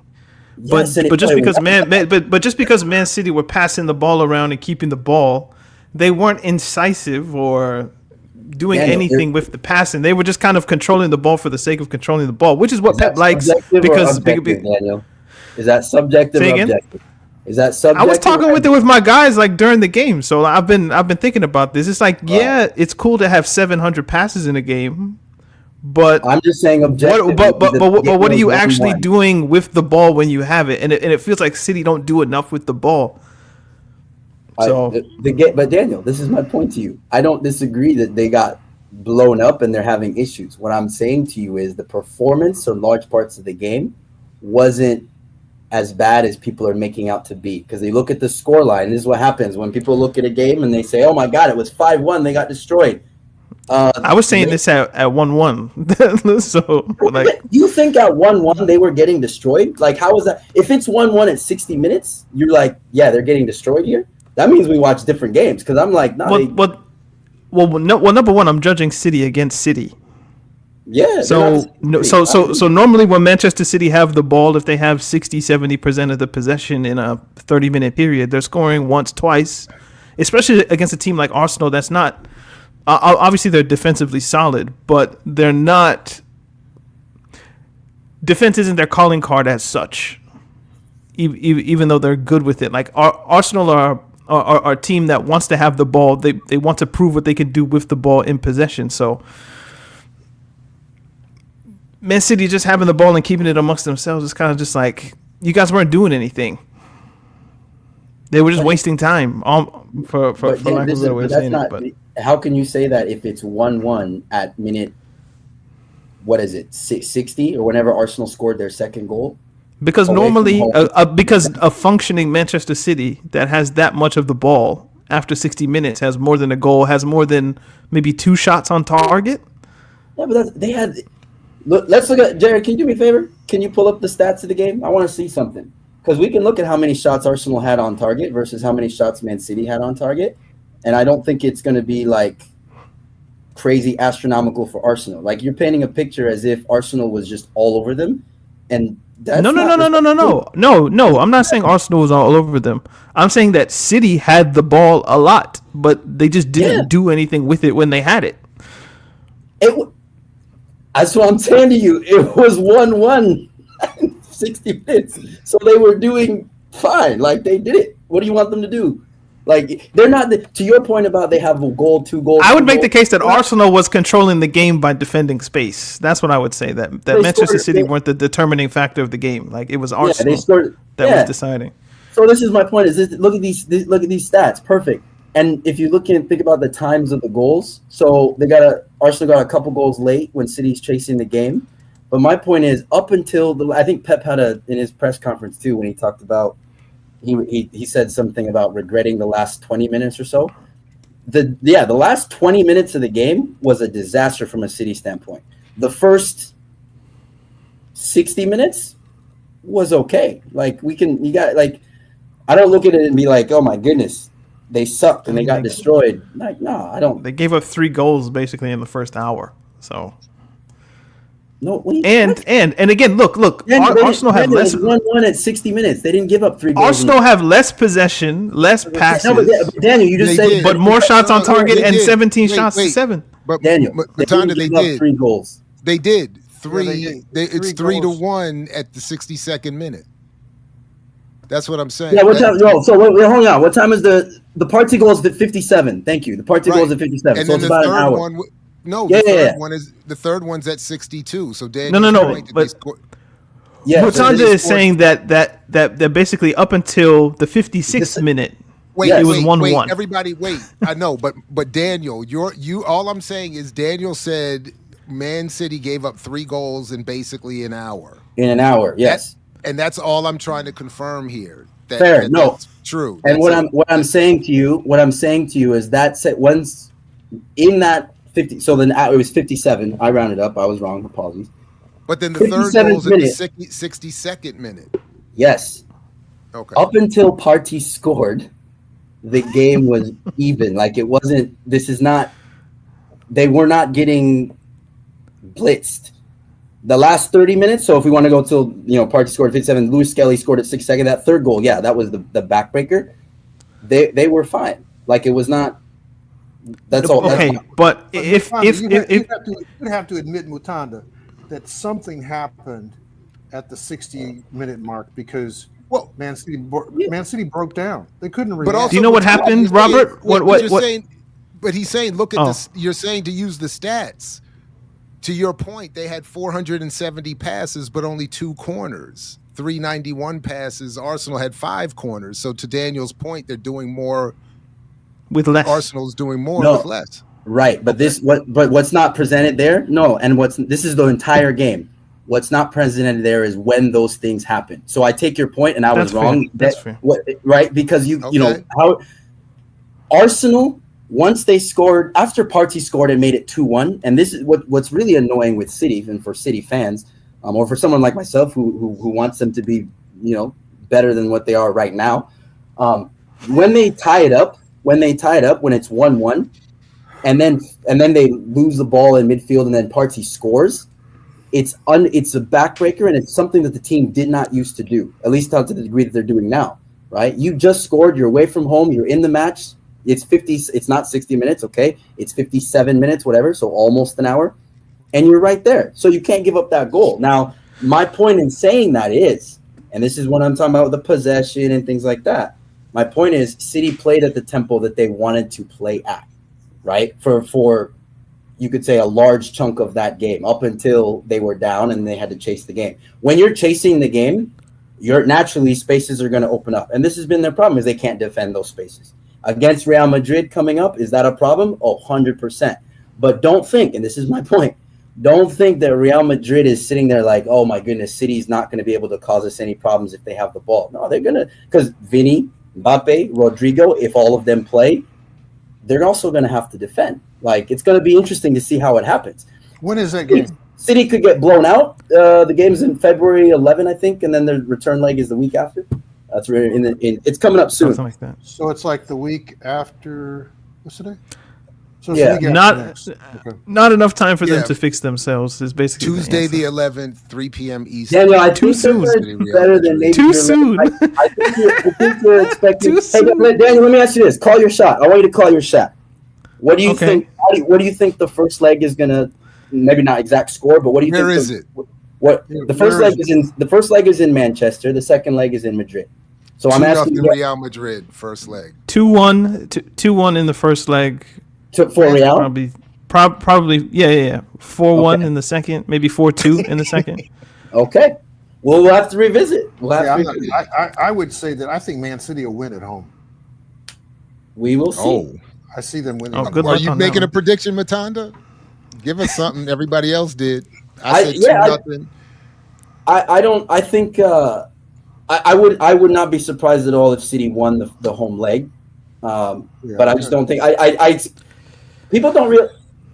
Yeah, that's all I'm saying. I'm the only thing I'm pushing back on Daniel is he's seemingly under the impression this is going to be like a demolition cakewalk for Madrid, and I don't see it. Yeah.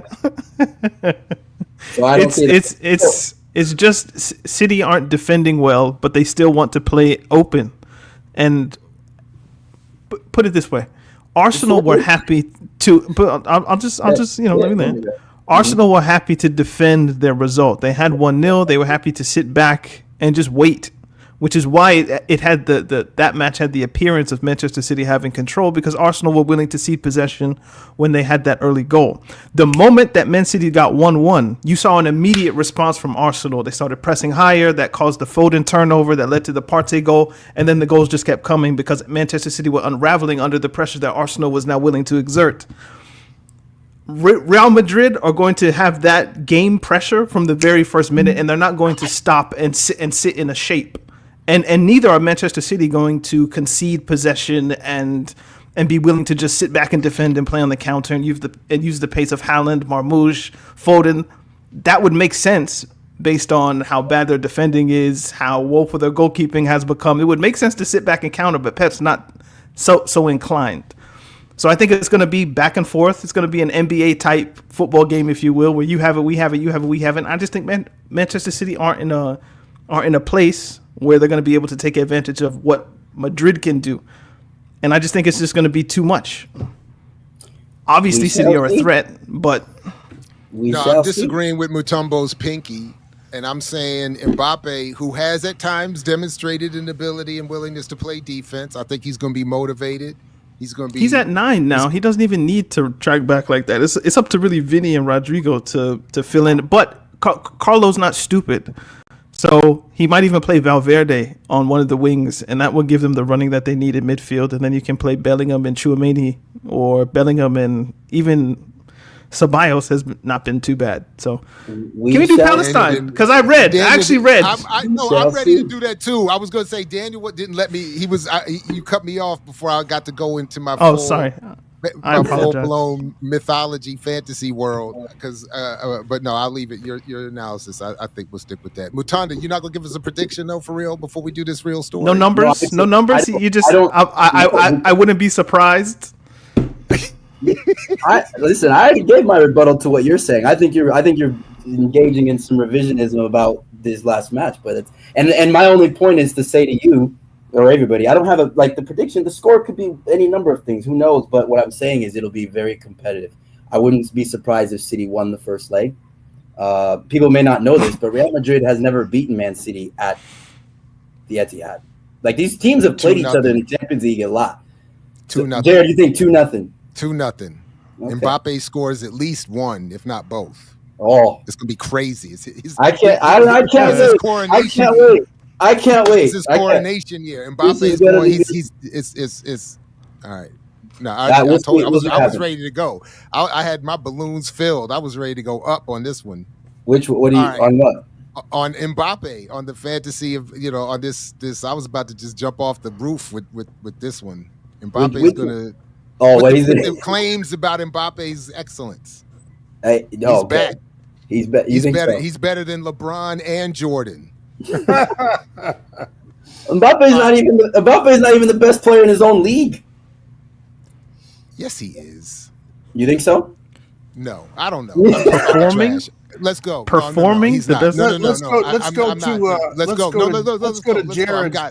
Let's go to Jared's Hood Communist. This really good story by Nizar Visram on the Hood Communist from January 16th. FIFA is whitewashing and sportswashing Israeli genocide. I thought this was a very good article. But Daniel, as you were saying, you read. If others read, I'm happy to let you all start and give your thoughts. No. You can get the ball rolling.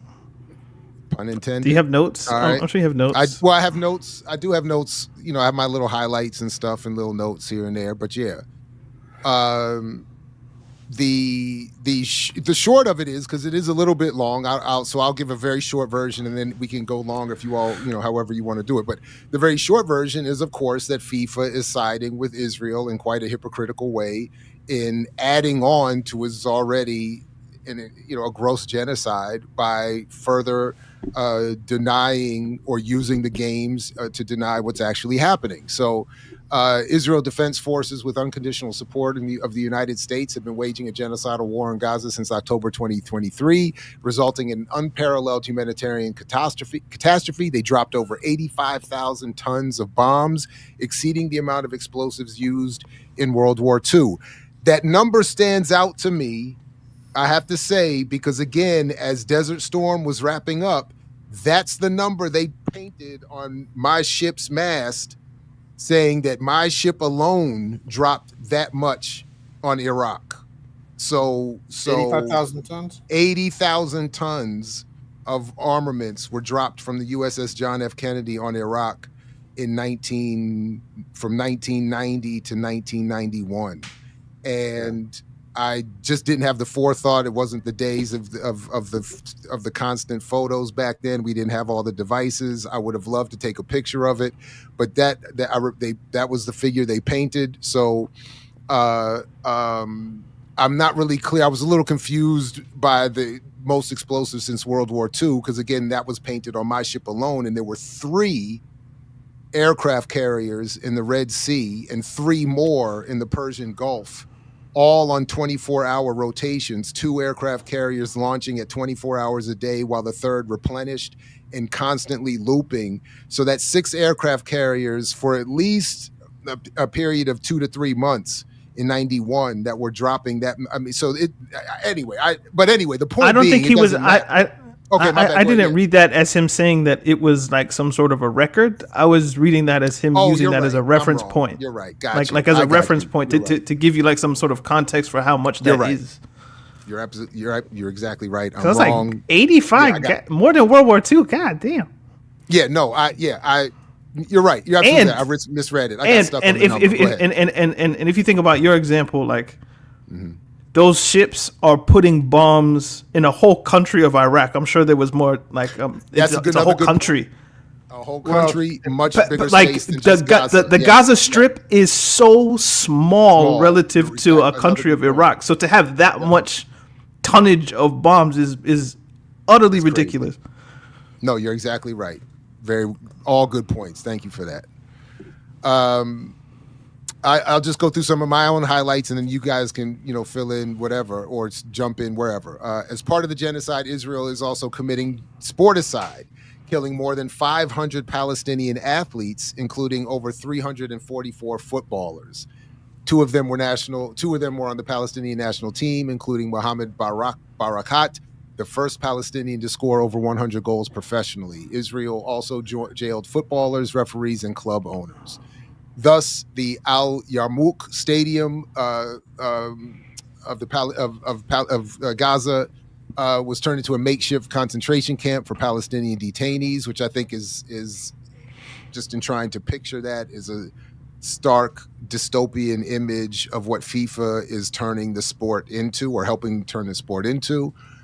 In apartheid Israel, sports is rampant. In apartheid Israel, sports is rampant with racism and dehumanization of Palestinians. At an Israeli match, a banner is displayed saying the lives of Palestinian children are worth nothing. Israeli football fans' favorite anthem is "Death to the Arabs." Such practices are noticed when Israeli team was playing in Netherlands. Detentions and restrictions on movement forced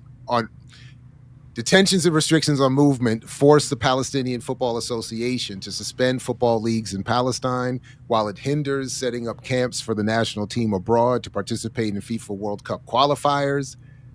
Actually, FIFA is violating its own statute, which states that discrimination of any kind against a country, a person, or group on account of race, color, ethnicity, nationality, social origin, gender, disability, language, religion, political opinion, or any other reason is strictly prohibited and punishable by suspension or expulsion. So they made it. They've made it so broad, but almost to like hang themselves. Like their definition of discrimination is so far-ranging that you can't imagine that something Israel is doing is not within the parameters of race, color, ethnicity, nationality, social origin, gender, disability, language, religion, political opinion, or any other reason. Like, it's a catch-all. So they must be doing something. It doesn't say genocide against Palestinians. I know. So therefore, But any other reason? Jeez. It didn't say genocide. Didn't say Palestine. ... That we determine. It's not there. Subsequent to whoever did it, To the extent this is a quote, it's not there, Dad. You can't. I know. FIFA has a right to follow its own. FIFA allows outright racism and dehumanization in Israeli sports. This happened when mobs of racist genocide inciting Israeli football fans went on a violent rampage in Amsterdam. We've talked about that here before. And so we see global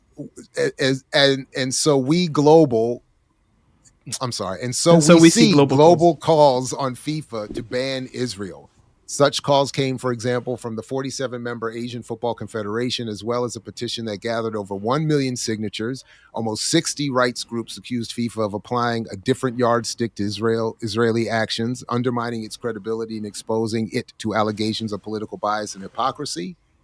The Democracy in Europe Movement 2025 ran a petition that gathered more than 112,000 signatures calling for an immediate suspension of Israel from all international sports until it fully complies with international law and sports regulations. In Palestine itself, 174 sports clubs wrote a letter calling on FIFA to suspend the Israel Football Federation. And then I won't belabor the point. If any of you want to come back to the specifics of Rajub, I forgot his full name, the case here, please do. But I'll just stop my initial commentary here so we can break this up a little bit by going to the last bit of hypocrisy that this article calls out, where, of course, FIFA did engage in its double standard that which became unambiguous when we consider their sanction was imposed on Russia immediately after its forces invaded Ukraine. So if Ukraine can garner such an outcry from FIFA, obviously what's happening in Palestine should as well.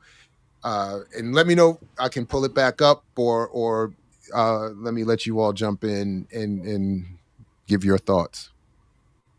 I mean, pretty clearly there's a hierarchy of victims, right? I mean, white supremacy is a clear message in what FIFA is doing. The people in the Gaza Strip and Palestinians in general are, excuse the bluntness, but the niggers of the Middle East. So they're getting treated like that. And, I don't even want to talk about the United States, because FIFA wouldn't be doing any of this without support from the United States. So it's a shame, but that's how this game is being played. Why do you think? Why? I get the U.S. in its defense of Israel, but in general, why would you think the U.S. has any influence over FIFA? I think they have immense influence over FIFA. Immense. And I think that well, obviously, the World Cup in 2 years is one issue. But the influence began, interestingly enough, this is 2025, so it's almost 10 years ago exactly. Somebody, we don't know who, but somebody called the Department of Justice during the Obama administration and suggested that they begin investigating in the United States and in Europe what was going on with organizations that were potentially playing a role in the United States in football. And those organizations, interestingly enough, were both Argentinian and Brazilian. They were involved with structuring the Copa America from 2016, well in anticipation of that tournament. Somebody at the DOJ started a parallel investigation of quote unquote RICO violations in the United States and globally of these organizations. And it rapidly spread to FIFA, which accounted for the FIFA shakeup when Sepp Blatter was literally forced to resign. And when the upcoming election that was going to replace Blatter took place, the United States had basically the strategy for the votes that put Infantino in office. So in some sense, Infantino is beholden to the United States. Now, obviously the United States lost the World Cup in 2018. They lost the World Cup in 2022 because there were, quote unquote, other forces at work with respect to Russia and Qatar. It took a while for the World Cup to turn around and get back to the United States. But I think that, Infantino is in the US's back pocket. The interesting thing about World Cup 2026 is that the organizing effort for the World Cup is not being handled by the U.S. Soccer Federation. That's what's kind of fascinating. They are on the outside looking in on the World Cup. So there's a separate organization that's being organized and managed by FIFA that has parachuted into the United States to structure it. Obviously, they're getting support, but normally the host country plays that role, and the United States is not playing that role in this World Cup. So there's something going on. I'm not sure what.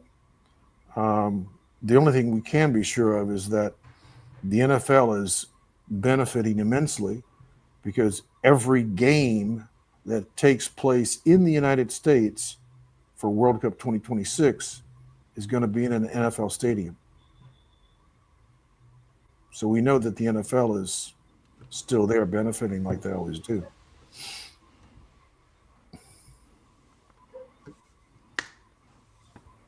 Sorry, what I missed when I had my Robert was go ahead, Robert. Yeah, sorry. No, I was just we were Jared was kind of summarized the article, and then we just began talking about how the quote unquote double standard exists because Russia invaded Afghanistan and FIFA immediately came down with sanctions. So why didn't that happen with Gaza? Why didn't that happen with Israel? And it seems pretty clear that there's a double standard. There's a racial double standard at work. So it's a sad thing to see, but it's pretty obvious.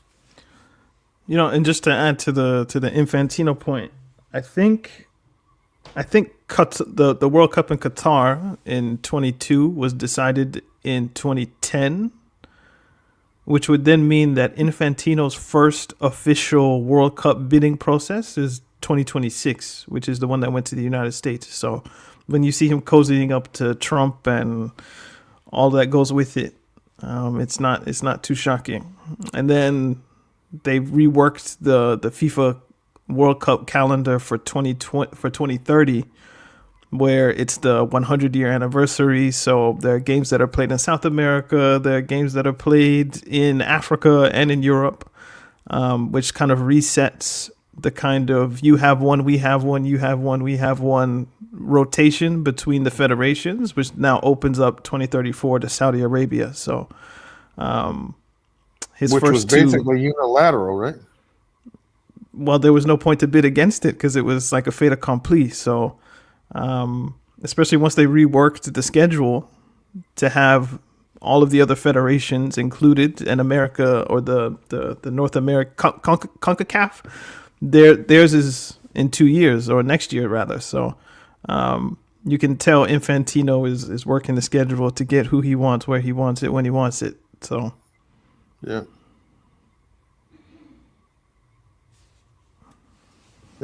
Wow. Still a very good article. I mean, it's a shame that doesn't have mainstream, pull.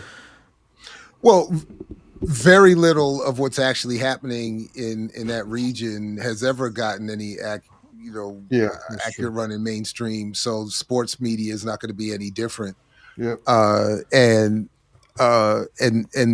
sports and politics have always been inextricably linked. So the washing of it, I think, makes perfect sense. In everywhere, all these sports are used, even at the so-called innocent amateur level. I mean, sports, even at that initial sort of honest human level, they're always more than just a sport. It's about bonding, community, self-image, collectivism, camaraderie, all of that, self-concept, community concept, and it extrapolates from there. So all that's been done is what is traditionally done in hostile, oppressive contexts, where those in power manipulate the interests, the already existing human interests, and this is no different. So the idea,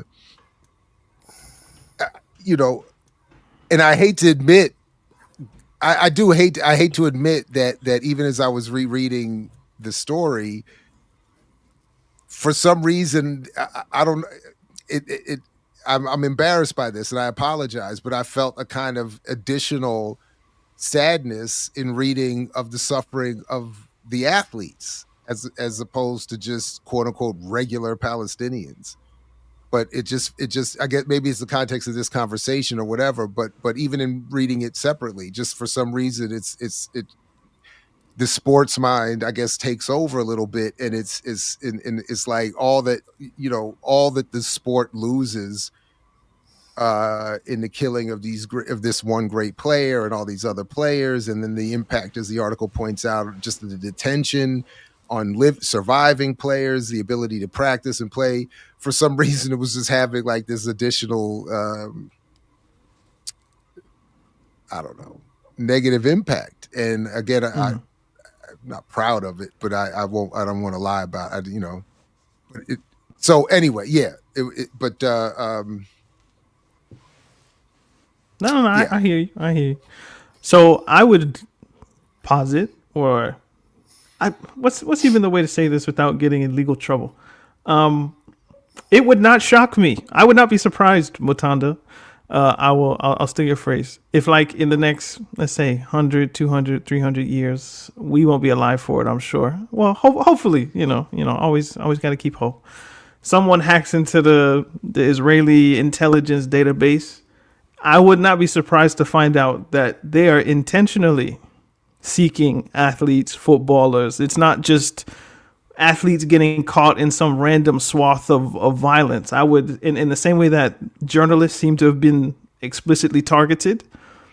If you buy into the power of sport and all of the kind of intra-communal and different things that can come of it, especially like in a national context, you can even look more recently at like Trump is trying to put tariffs on Canada or has put tariffs on Canada. So now they sing the national anthem in national hockey games. They sing both national anthems. The Canadians are booing the United States national anthem because of the nationalist kind of fervor that can be drawn up in those scenarios. If the Israeli government, I need a link for that. if the Israeli government is a believer in the power of sport, what could be more powerful than the most popular game in the world and then the most popular competitions, whether it be the Asian Cup, Copa America, World Cup, Euros, etc. It's in your best interest that the Palestinians don't have the bully pulpit, if you will, of a World Cup, that their athletes aren't going to the world, having their stories told, interviews, what have you. You would do everything in your power to make sure that we cut that off at its legs to where they don't get access to the world in the same way as a continuation of our apartheid system. So when I was reading about the volume of athletes that were killed, I'm sure some people would say, well, yeah, they're just, look at how many bombs are being dropped in the area that is being dropped in. But for me, I'm like, it wouldn't shock me if there was a more targeted, thoughtful, kind of insidious targeting of sport athletes, not just footballers, but athletes in general, to where you're not going to the Olympics. We're going to ensure that you're not going there. You're not going to the World Cup because we don't want to deal with whatever backlash comes with that. Even at the Qatar World Cup, the Israeli people would be doing interviews. The Moroccans and the Saudi Arabian fans would be there. They give their little interview and then they'd be like, "Free Palestine" at the end. Imagine if Palestine was actually there.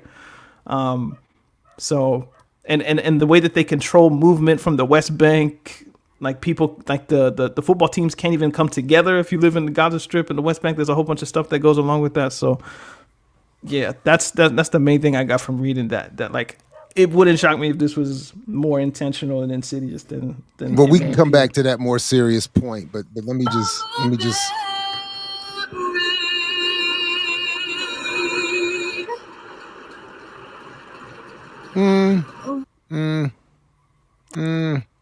They didn't boo it heavy enough for you. Nah, even the reporter on coming back from the break was saying, I don't know if you could hear it loudly enough, but all right, come on, Canadians, you could do better than that. My bad. It's gonna get going. Daniel, I'm not mad at that. I'm not mad at that. I'm not mad at that analysis. I mean, initially I was thinking, to the point you were making earlier, 85,000 tons on just the Gaza Strip. It's hard to be specific, but at the same time, you're right. There have been targeted killings, and how difficult is it to think that somebody's like, I remember he nutmegged me on the field a couple years ago. I'm gonna get, I can see that. I can see that happening straight up.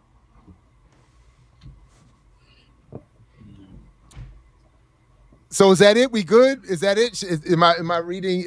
Are we good? A couple hours in. Anything else you want to add? Am I misreading the vibe virtually? I am at my limit. Okay. like 2 hours is like, that's okay. That's my sweet spot. But all good. I will sit through Matanda if Matanda has anything to say, because I don't think we got to him on the piece, but maybe he's having technical issues. No, I'm here. Can you hear me? All right. Yeah, we got you. Yeah, I dropped off. I did have my computer, just whatever. No, all that with the I put a couple things in the chat. I don't know. I didn't expect necessarily everybody to watch it, but it was related to this to our group chat. It was related to that piece, the Hood Communist piece, but it was around football in Palestine, in occupied Palestine, even before this current iteration of the genocide. And I think everybody's said everything. Like, it's all been, I'm just echoing here, but the lack of ability of even the national team players to get together to train, because of, going through checkpoints and then being stopped, and then you're there for hours and you can't, like, you know. And then I think to your point, Jared, and then Daniel, also what you kind of said is that when you read this, especially as someone who enjoys sport and someone who enjoys football, we're told the myth making around sport is that it's a somewhat of a level playing field, right? Or that when everybody crosses that line, regardless, which is obviously, this is not true, we know this, but regardless of sort of what your circumstances are, you cross that line and then all of a sudden it's 11 against 11 and miracles can happen. And of course, especially in the US, this is a big selling point to sport, right? This idea that you can rise up and do something. So the idea that you have a population of people, they're not the only ones in the world that this is happening to, but certainly a population of people who are not even being given the opportunity to have that is 100% not a coincidence. And we know this because of the number, I mean, it's hard to even fathom the amount of weaponry that's been dropped on what amounts to a city, like 35 miles, whatever the distance is of Gaza. Like, so, and even before that, even before this current genocide, I say current because I don't even think it's a debate, it's not an argument, but everything that was taking place before was still making it so that, you know, people their lives were being suffocated, their lives were being cut short, they couldn't do things. And it's just shameful. So I don't have much to add to that. I probably echoed a lot of what you all said. Apologies if I'm being redundant in my statements, but yeah, I'm with you. Free Palestine. Free Palestine, free the land, free them all. And folks, the link to that article's in the show description if you want to check it out for yourselves. The whitewashing and sportswashing of genocide by FIFA, and the link to everybody's on screens details is in the show description, including the link to where you can get Robert's book, follow up on Mutanda's school, and Daniel's podcast. By the way, I meant to suggest, I wanted to add to our homework list, I think we should be adding some of Daniel's podcasts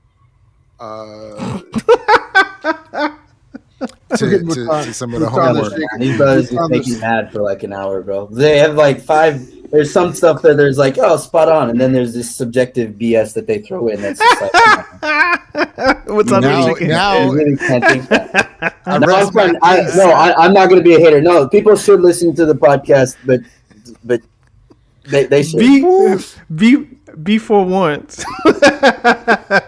Before what? That you know what I'm talking about, Daniel. I got nothing but love for you, but my goodness, I'm gonna always celebrate my brothers doing stuff. And we're just at the back of the class, just chatting shit. Like that's what we're up to. Like when this is not meant to and be. That's beautiful. So what I'm saying is, don't people, if you want like an objective, I saved the serious stuff for here. Football, you know, don't go. You know, yeah, too reckless.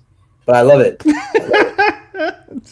I can't be. No, seriously. I will listen. I've listened to episodes of Talking Tactics, and I've come away so furious that I'm like, that's a good thing. That's a good thing. I'm gonna call this brother, and I don't. And I'm like, no, it's okay. It's fine. He's got an audience. And by Talking Tactics, just like I'm a sucker for alliteration. So it might seem like, oh, this is a tactical show. It's not. Like it's just contemporary events of what happened in the week, but you know, it's fine. Go ahead, do your thing. Right, because talking shit is not alliterative. No. All right, fellas, thank you very much. I love it. I would encourage us to gather again sooner than later, and I look forward to the next one. Quick welcome to All One Same as a member to the channel. But as usual, again, peace, everybody, as long and only if you're willing to fight for it, as Fred Hampton used to say. Again, Mutanda's exactly right. Free Palestine, free the land, free them all.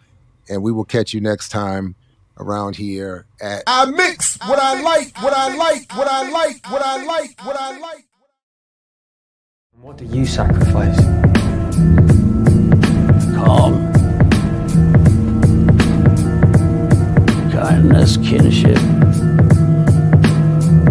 love. I've given up all chance at inner peace. I made my mind a sunless space. I share my dreams with ghosts. I wake up every day to an equation I wrote 15 years ago for which there's only one conclusion. I'm damned for what I do. My anger, my ego, my unwillingness to yield, my eagerness to fight, they set me on a path from which there's no escape.